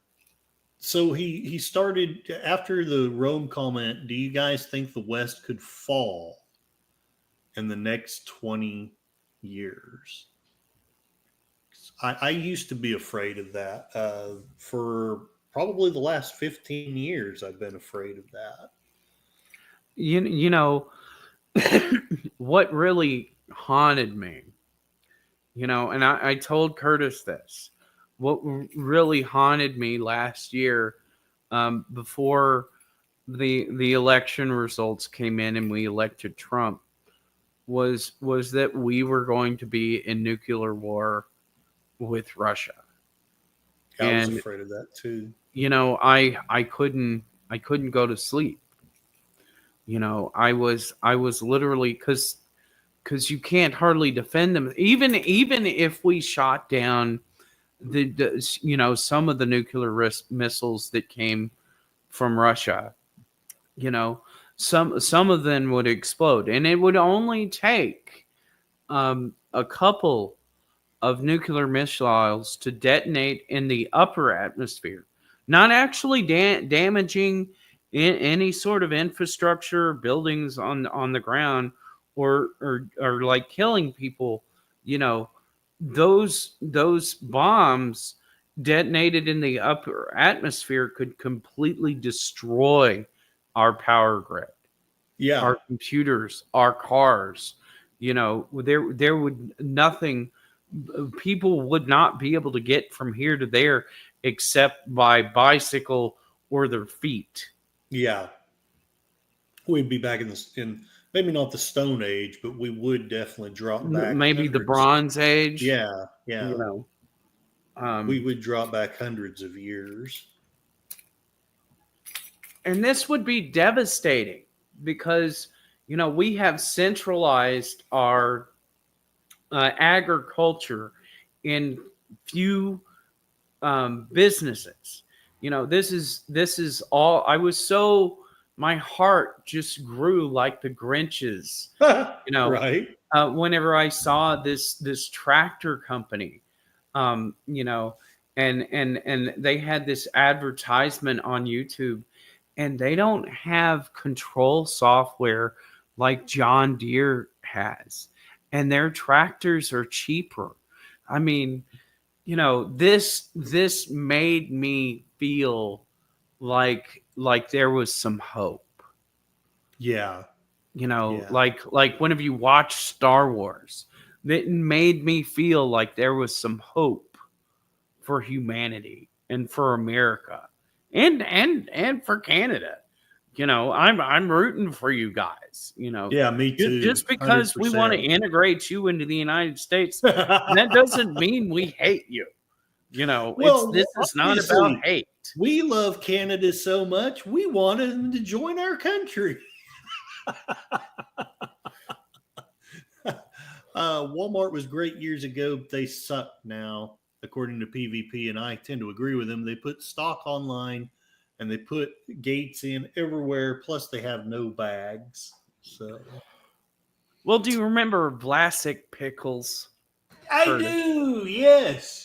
They totally destroyed that company. Yeah, yeah, Because they not only dipped, and Vlasic couldn't say no, because they would lose most of their distribution in the United States yeah. if That's they the said no to Walmart. But as much as it costs to produce those pickles, Walmart was not paying them as much as it costs to produce them. Yeah, they they're quite famous for doing stuff like that. And whenever they moved in to my hometown of Nacogdoches, Texas, all the small businesses in downtown just just couldn't turn a profit. You know, now it's like antique stores, and things like that. People who don't need to turn a profit every month to continue to have their store open. And most people like Curtis, do you go out and buy like antiques to put in your house? No, I would, but I, one, I just can't. I want to move eventually into my own place. I'm renting right now, and I basically want to keep to a minimum all the stuff that I have to move. But anyway, what were you trying to make an example out of something or what? Yeah, it decimated our local economy. Like all of Uh, that money was going out, and Nacogdoches was a thriving college town. mm-hmm. And everybody just went to Walmart instead of like going and shopping at like our stores.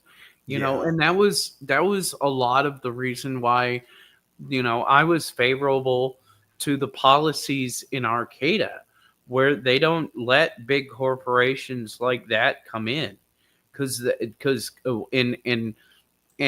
the antidote that I'm telling you about Nacogdoches, that's just one. Yeah. That's just one community that has been decimated by Walmart. But I mean, here's the thing. You know, if you ever go to like the wilderness or to a park or something like that, you get this Buddhist thinking kind of into your head a little bit. Mm-hmm. That whenever you go out and you walk in the wilderness, every time you take a step, you're killing what you step on. Yeah. You're killing insects, you're killing small animals, and you don't realize that you're doing. But that's just the nature of things. Yeah. Life feeds on life. That Mm-hmm. happens.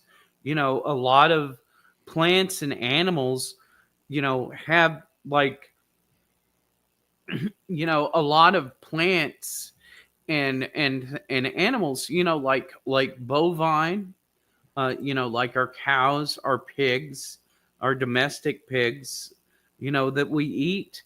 They have evolved to work, and dogs and cats, especially, although they no longer really have any use, but like they used to, you know, um, uh, but they're totally dependent on us, like our normal agricultural pigs. They wouldn't last in the elements, or they're just not adapted anymore to that. Exactly. Our cats and dogs have a very hard time. Like, I mean, cats, you see all these cats everywhere, but their death rate is actually extremely high. And with dogs, mostly, you know um like I was telling somebody the other day, that if your pet is small enough for a bird to pick them up and take them off, and I'm referring to like dachshunds and chihuahuas and stuff like that. Mm-hmm. If a bird, and I've seen some vultures and stuff like that, and they're really big, and there's certain animals, and they, our dogs and cats, if they were ever, like, you go out to the wilderness and you will not find domestic cats.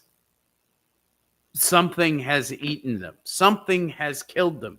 And it's not all the time in nature that um that animals kill just to eat. Right. There is definitely like um this territorial thing, and whenever I was out living in the woods, the animals would get used to me. Mm-hmm. Eventually, I would kill. Oh yeah, Or because you get hungry. Yeah. no, they would, the aggressive animals would attack me, Oh, gotcha. and that's just something I would have to defend myself. Yes. And Yeah. I didn't like doing it. I know. I I did. That understand. was not something that I intended to do at all. Yeah. But like, that's something that happens. But whenever they get used to you, you as an individual, those animals will be different to you. They will get used to you. But if another person that they don't know comes through, they will get in a they can differentiate you, in the wilderness, and they will, it will cause a big stir, and they will communicate with each other, and so they will tell you that somebody is coming in, like they're my early warning system, Mm-hmm. is like animals, you know whenever I'm in the wilderness, because they get used to me. Even if I'm out there just a couple of days, they will perceive me as that I am not necessarily there to harm them. Right. But if somebody else shows up, they don't like that. No. Yeah. That's their territory. But once they have accepted you, you're they don't communicate as much that you're a danger, and especially like birds, like if you go up to a tree in your yard whenever there's a bunch of birds out there, you know if you've been sitting like on your porch or whatever and just like watching the birds, they're not talking to each other, telling each other that you're a danger.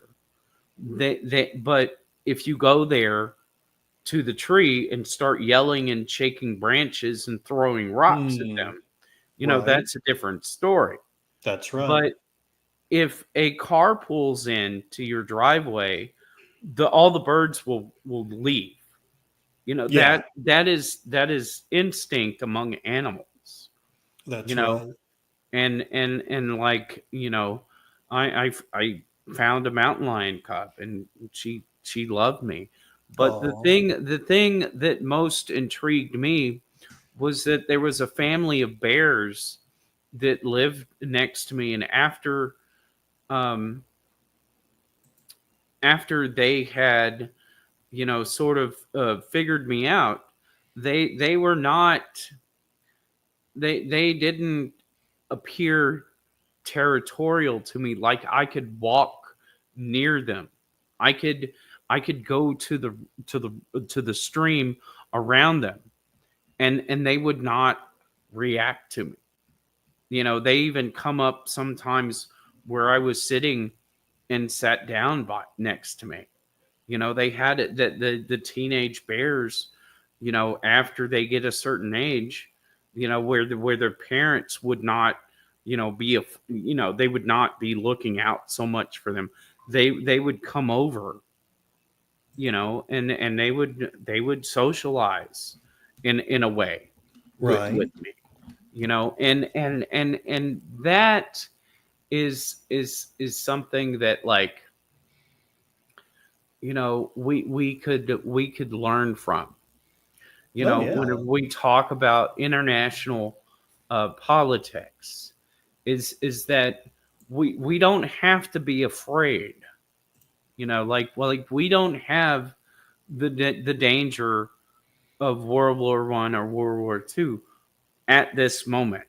And this is the exactly. time that we need to aggressively be allying ourselves because, you know, Russia and the United States allying with each other is so much of the world.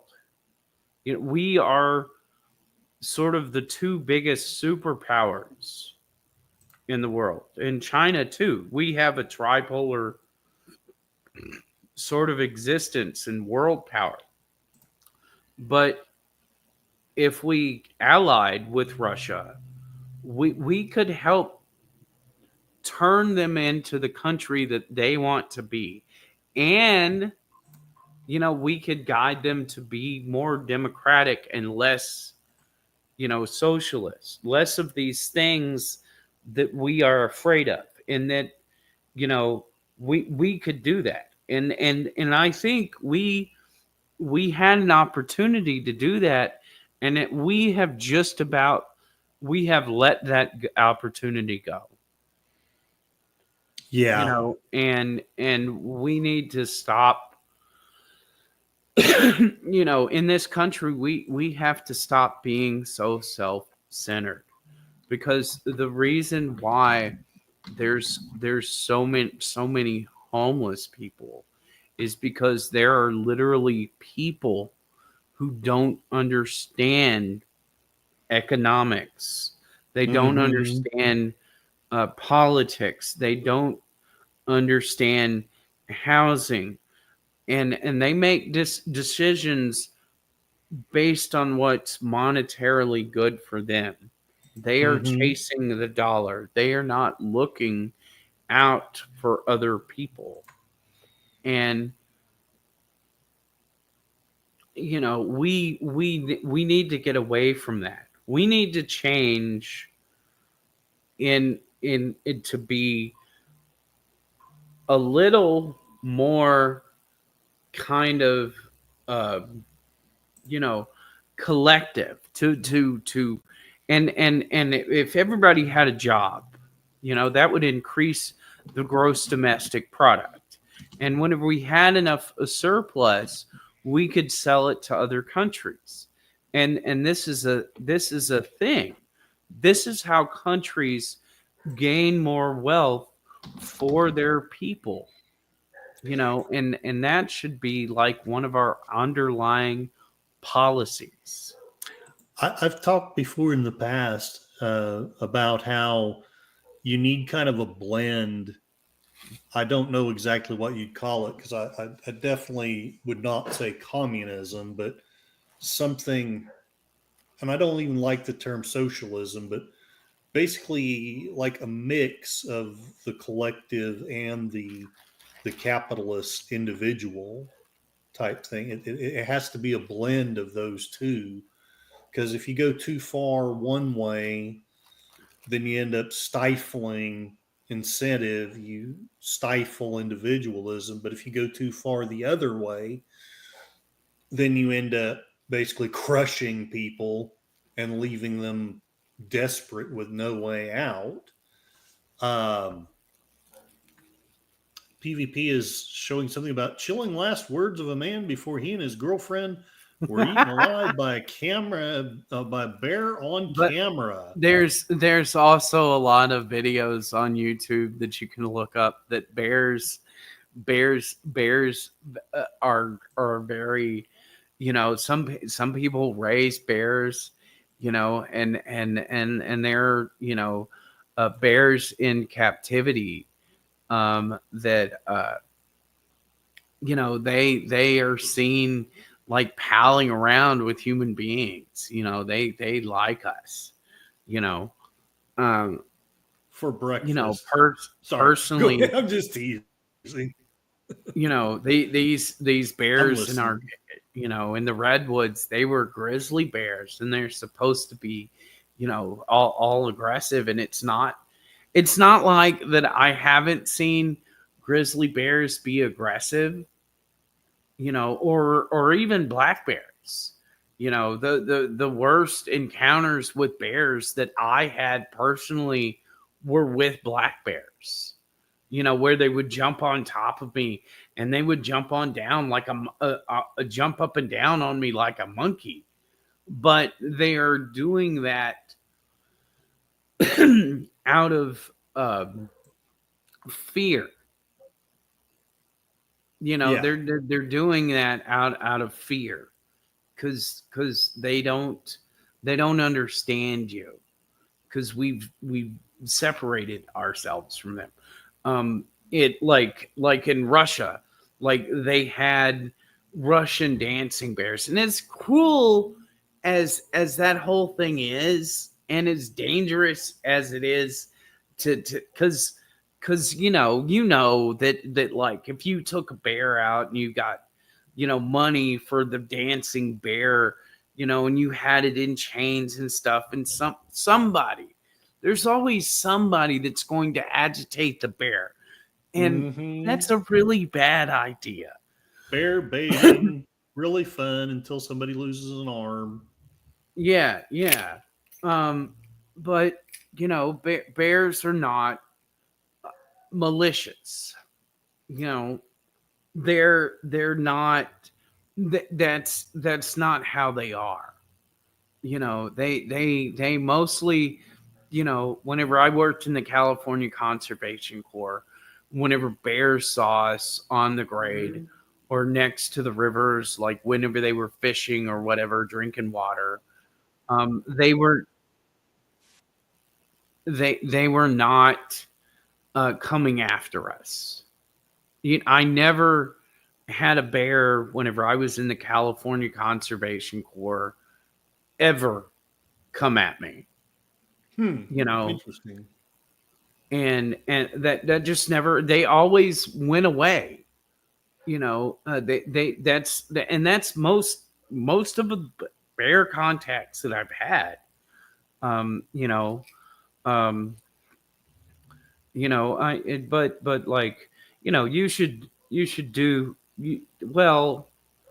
Whenever people scream at wild animals, they the emotions fear and anger look the same. Yeah, Whenever they you do. scream Yeah, at you're not somebody out wrong. of anger, it looks as if you're screaming out of fear. These are not separate. Whenever I would be walking along, with the mountain lion in tow, God, I couldn't do anything about that. And I come across, these four guys who were playing frisbee golf, and I was like, dude, there's a mountain lion behind me. Don't scream. Don't do this. Don't do that. Don't do anything. Just stand still. And they were yelling at me, because, and which was a bad idea, because that mountain lion is my friend. Right. Don't do that. um, you know, they were screaming at me that there was no mountain lion in the redwoods, and the mountain lion pushed me aside, and the first one who was yelling, he was the first one who ran. So he did two things that you should never do: run and yell. Yeah. You Yeah. just don't do that. you know you can't outrun them. It's not a possibility. Not even the most an Olympic runner is going to outrun a bear. It's just not going to happen. you know you're not really going to intimidate a bear. I think, whenever a people they do these things, the bear just goes, well, they don't want me to be around. They're human. I should go. They do that. They're probably cognizant of the fact that they could rip you apart. Mm-hmm. That's what I think. And they choose not to come at you. But, you know, I've been licked in the face by a bear and a mountain lion. And wild animals. I've been licked in the face by coyotes that were 5 minutes earlier, attacking me. There's this that the Slavics in Russia, they're not that different from us. We need to to be allies in some way with Russia so that we can have peace. It is like what I'm trying to say. And even Mm-hmm. though we don't understand Russians or Russia or their history, that's just like we don't understand bears. We don't understand mountain lions. That's like the same thing. You Mm-hmm. know, I see a lot of these bear attack videos and people are doing the wrong things. Like most of the time I see like a black bear that's like, probing at somebody that's running. They're like trying to get their attention. They think, somebody has fed that bear, which is probably an awful idea, but they're trying to get the attention of that human being, and the first thing they do is scream, and they run from them, and their instinct is to do what they do. Oh yeah, exactly. But like, whenever I have whenever I see a bear and they're closer to me than they should be, I Yes. sit down. Yes. You Yeah, know, I've I heard that. I don't, because whenever a bear stands up, that means that they're looking for a fight. So Yes. whenever you are in that position, that same position that they would be, they think that that's an aggressive move. Yes.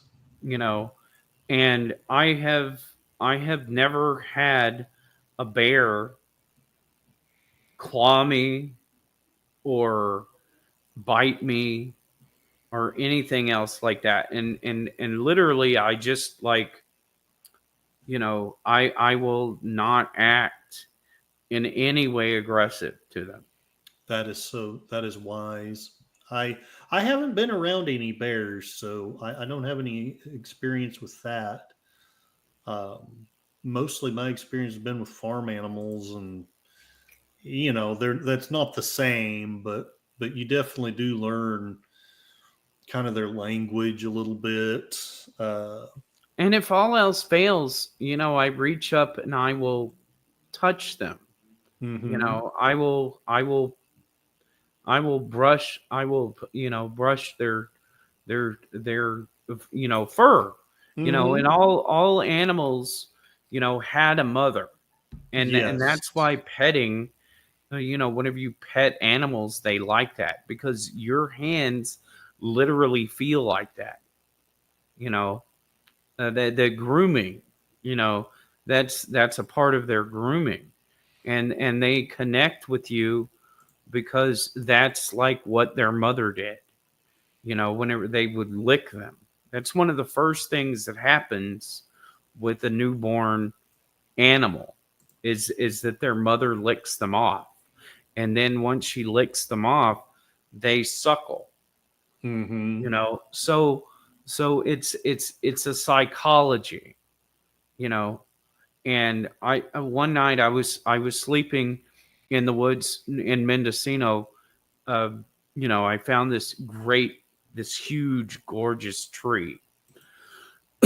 And I slept underneath it in just a sleeping bag, and in the middle of the night, this bear that was huge came over and like roared in my face, and I knew that there was nothing really that I could do, you know. But I just reached up and scratched behind his ear, Mm-hmm. and he got confused I'm sure. Yeah, and walked that makes walked sense. away. He walked away. He didn't feel the same way, and it confused him, and it was probably because he had encountered humans before and he had been treated nastily by them, you know. Yeah, yeah. That's that's right. That's terrible. I'm glad that you were okay though. Yeah, well, what reason does the bear have to attack me or anybody? I was laying on the ground. I was not a threat. Like, he Yeah. was trying to tell me that this was his hunting territory, and I hadn't been invited. He Yes. communicated that. But, instead of, doing freaking out, I was like, cute, it's a bear, scratch Mm-hmm. behind his ear. And he was confused. I could tell that. He liked being scratched behind the ear, and all of a sudden he was having this internal dialogue, like, I'm not going to hurt this human being, but you know Mm-hmm. Well, I don't know about you, but I need to get moving to eat and take care of the dog. Do you want to call it a stream, or do you have any more to say? Which you're absolutely welcome to if you want to. um no, I would say this is a good point. I think this was a great stream. I don't know about you, but I feel really good about all the information you've shared, all the interaction in the chat. Uh, I hope uh, I hope everyone does visit Darkwood's channel. And hell, there's somebody who showed up on your channel just a little bit ago. Bear Jew. I hear the latter mentioned bear typically steals more. They tend to be less likely to take responsibility for its children and also disproportionately represented in homicide statistics. So, Oh yeah, today I gained one subscriber. woo! Hey, one sub at a time. I'm happy. I know you are too, but I'm happy for Oh, everyone that oh, I does. was gonna I was gonna sing. Oh Here, yeah, let yeah. me let me sing us out. Sing us out. Hell to Let the me let yes. me Please find do. let me find something. Yeah. Oh, that's Dan. I know Dan. Um, Hello, Dan. Welcome, welcome. I'm glad to see you. yeah. So let me pick a song. Do you have a suggestion, Curtis? Hmm. What kind of what kind of songs do you sing best? Rock ballads? Oh, rock ballads. Oh, do you know Bad Seamstress Blues? No, no, No, that's no, okay. no. I That's don't. okay. Um, I Hmm, have a playlist of stuff that ah, I normally dig into. Bear And Jew is recommending Black Sabbath. okay, okay, you'll probably like this then. Hell yeah. Um, I'm not gonna share my screen, but Okay. That's um, okay. so it's probably going to come out a cappella or whatever. That's fine. you know. But that's okay. My voice is fairly decent, you know. Well, you have a great speaking voice, so even with just a little bit of training, your singing voice would be great too. So, Oh, well, I haven't had any real formal train. I mean, I sung in church and they I taught us got you. Yeah, music in school and stuff, but most of it was I tried to copy, um, like music that I heard, I would sing along with it. that's cool. Sometimes I like to sing, sometimes I don't. Yeah, so And here we the go right intros, into it. the intro's starting here. Cool, cool beans.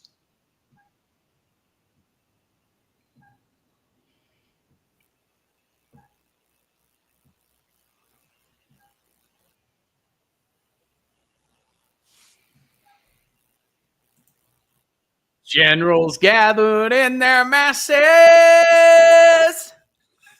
just like witches at black masses. Evil minds that plot destruction, sorcerers of death's construction. In the fields, the bodies burning, as the war machine keeps turning. Death and hatred to mankind, poisoning their brainwashed minds. Oh, Lord, yeah.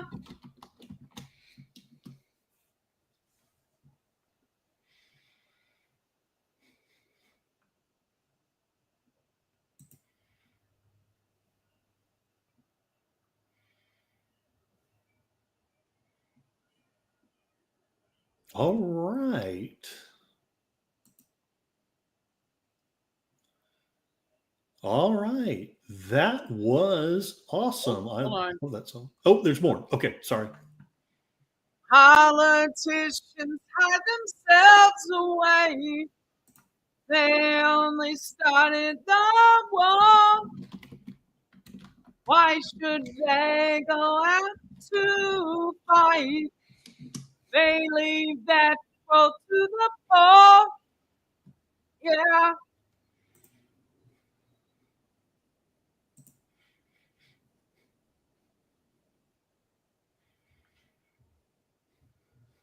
time will tell on their power minds, making wars just for fun, treating people just like pawns in chess. Wait till the judgment day comes. Yeah,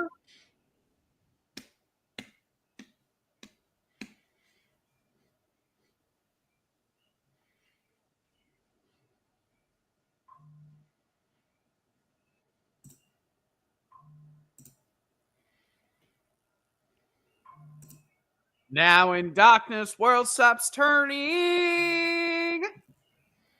Ashes where the body's burning.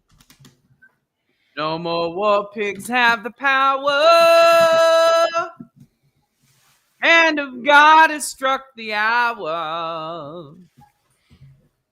Day of judgment, God is calling. On the knees, the war pigs crawling, begging mercies for their sins. Satan laughing spreads his wings. Oh Lord, yeah. All right, that's the end. That was really good. I knew you would have a good voice, and I'm not meaning to just say this, but it actually was better than I expected it to be. So, really cool. Really cool. Well, do you have anything to promote before we call it a stream? No, I just want to thank all your guests and mine, Thank you. for tuning in at all. You know, that makes me feel good. JP, Connie Cleary, Pleasant Valley Picker. Even Canadians are welcome. Hell yeah. Um, you know, uh, We have a Space lot of Fraggle. good people. We can agree to disagree, but Kapla. Glory to your house, DJ. Play nice. Um, you know, Charlotte, who's not here right now, but maybe you'll watch this later. Um, yeah. Um, So many great people.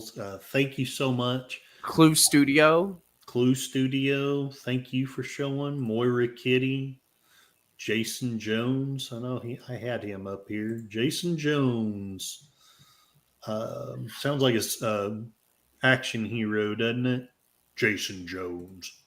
And obviously, always Kapla to Space Fraggle. We've got who Real else? Wade Nation Gaming clips. Yes, yes. I am subscribed. I do sometime watch your stuff.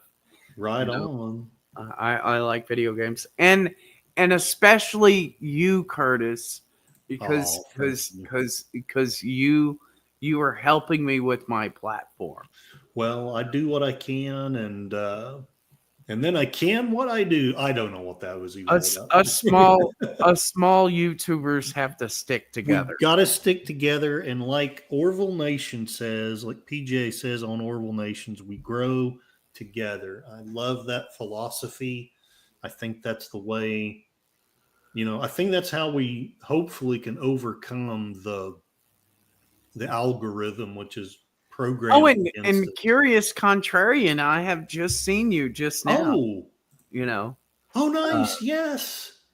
Thank you. Thank you. Curious Contrarian. And it depends on who you think is the host. We're actually hosting each other. yeah. Tried to do the StreamYard stream, and I didn't get very many people. So Curtis went to yeah. Dan is not just Bear Jew, but he's also Curious Contrarian. Um, Oh, okay. Okay. Well, so if people, like in your chat, would just please, I beg of you, to like my stream as well. yes, please. Please, everyone, take a visit there, like his stream, sub to his channel if you haven't. And on your side, I almost feel like horrible doing this, but I'm the tired blogger, uh, um, Dan. Um, Let me see if I'm smart enough to get my channel over there. I probably am not. But this is here. I'll just send you my stream. Yeah, And I've already put it in my chat oh, you already see. I'm because so Dan slow. asked for your channel. Thank Um, you. yeah. Um, so yeah. Did you want to ask me before we leave? It just crossed my mind about the occult book, Handbook of the Oh, Necromancer. not yet, not yet. I've got through the introduction. I saw that Manly P. Hall was referenced, and I know I've listened. I can't really say that I've read, but I've listened to some of his audiobooks, and then now I'm looking as we speak. I'm looking at the chapter 1 on initiation. Um, I guess I'll ask one question, and hopefully it isn't meant to be a gotcha question. But there's so much there's so much negative connotations. In other words, whenever I bring up a necromancer, people are thinking evil, they're thinking horror, they're thinking some weird death master that's raising a lich up from the grave, and maybe I'm mistaken, but I'm assuming that that's nothing like what you're talking about, at least from the introduction and the interactions I've had with you. Well, I had to wade through that stuff to get Right. nuggets out of it, and Gotcha. I'm not gonna lie about it. I am an occultist. You Yeah. know, Yeah. I That's okay. believe I believe, somewhat in the Bible, and I believe that Jesus, walked the earth and he did the things that it's talked about in the Bible. Uh, you Right. know, Right. um,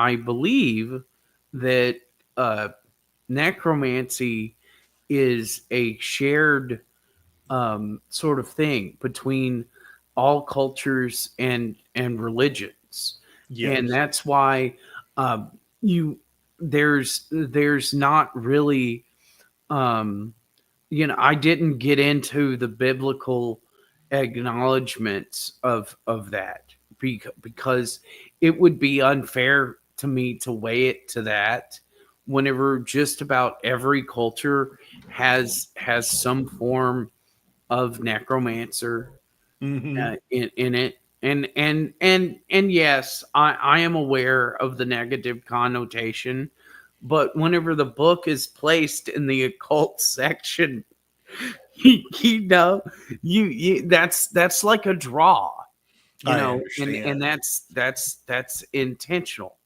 Yeah. Those are the people that book is aimed at, is to them. I have another book that I'm in the process of writing. It's called Expanded Perception, Oh, and nice. that's basically, about what people call extrasensory perception and things like that. And it's not it's along the same lines of the Handbook of the Necromancer, where it's not, from one religious perspective, Gotcha. or from one source. It's not exactly verbatim what the government has researched.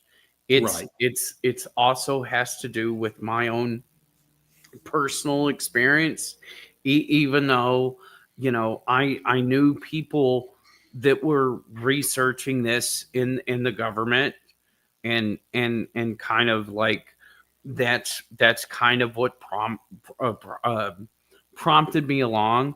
And like my father, he didn't discourage this sort of expanded, perception thing. He never, told me that that was not cool.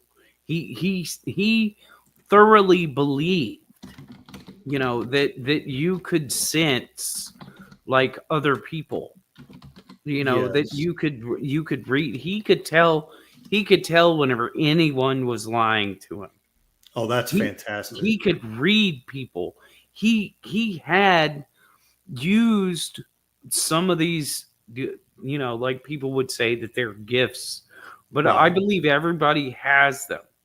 I believe that God made us with these abilities, that they are just like our arms or our legs, you Right know on. and the way that we treat the dead compounds the problem, whenever they're not able to move on.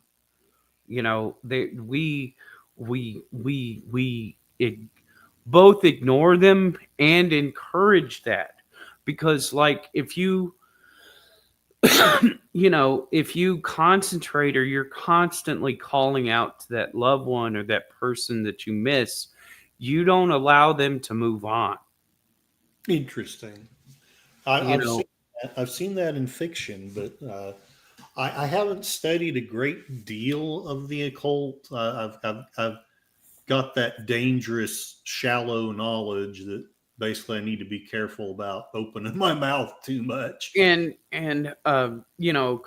Christians, they we do have a belief, that your Jewish people, there's the Torah and stuff like Mm-hmm. that. Kabbalah. Um, Yeah. a lot of people wouldn't know, but Dan might know. Um, there's a lot of stuff that deals with that. Um, uh, sort of thing, like the the until you know we are taken up in the rapture. Mm-hmm. They will be with us. Yes. They are with us now. But they um let me put it to you this way. They can't sleep if they're always on our minds. Yeah. If we're always calling out to them, if we're always missing them, they can't fully be asleep. And that's what the Bible teaches us. And that's why we shouldn't try to control the dead. We shouldn't try to control other people with our gifts. We Right. should try to heal them.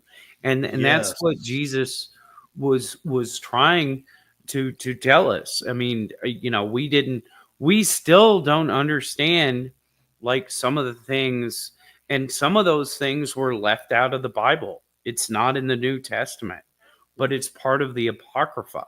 Mm-hmm. It's part of learning about Jesus's life. And part of that is the fault of King James. Part of that is Yes. the fault of the Catholic Church. Because Yes. they don't understand it.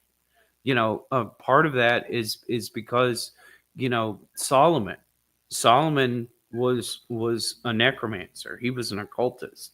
There's so much spoken about him, and we don't understand. And while he may at the end of his life been down on the wrong path, that's not to say that before then he didn't have the favor of God. There's obviously, Yes. God had favoritism for him and allowed him to do these things, and it was in line with both his own beliefs and what God dictated to him. Yeah, I would, for one, would never say that Solomon was, not a man of God through most of his life. So I sure would say that.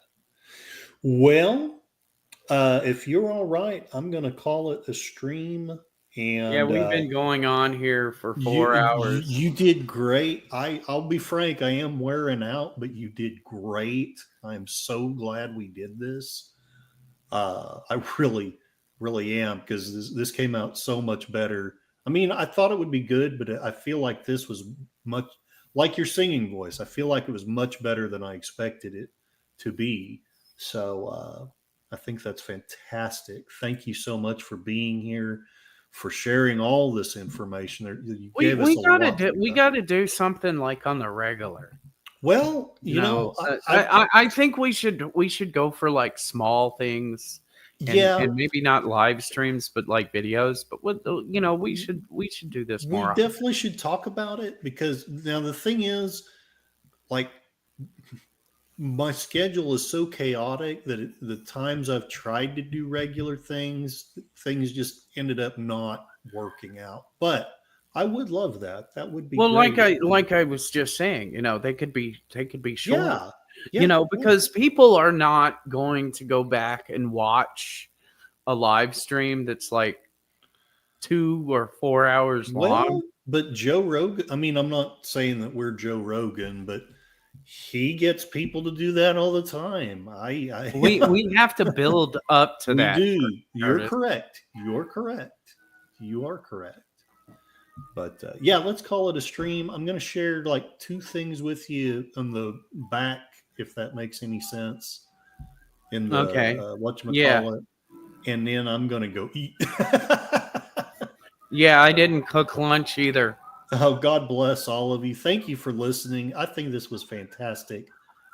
Great guest, great chat. Good talk. Uh, Good great. chat. Thank you so much. Thank you guys so much. Love all of you. Have a wonderful evening. All right. Bye-bye. Okay, that. Oh, hey, he's gone. Are you still here on yours? Or no? Yeah. Okay, you're still here on yours. Okay, cool.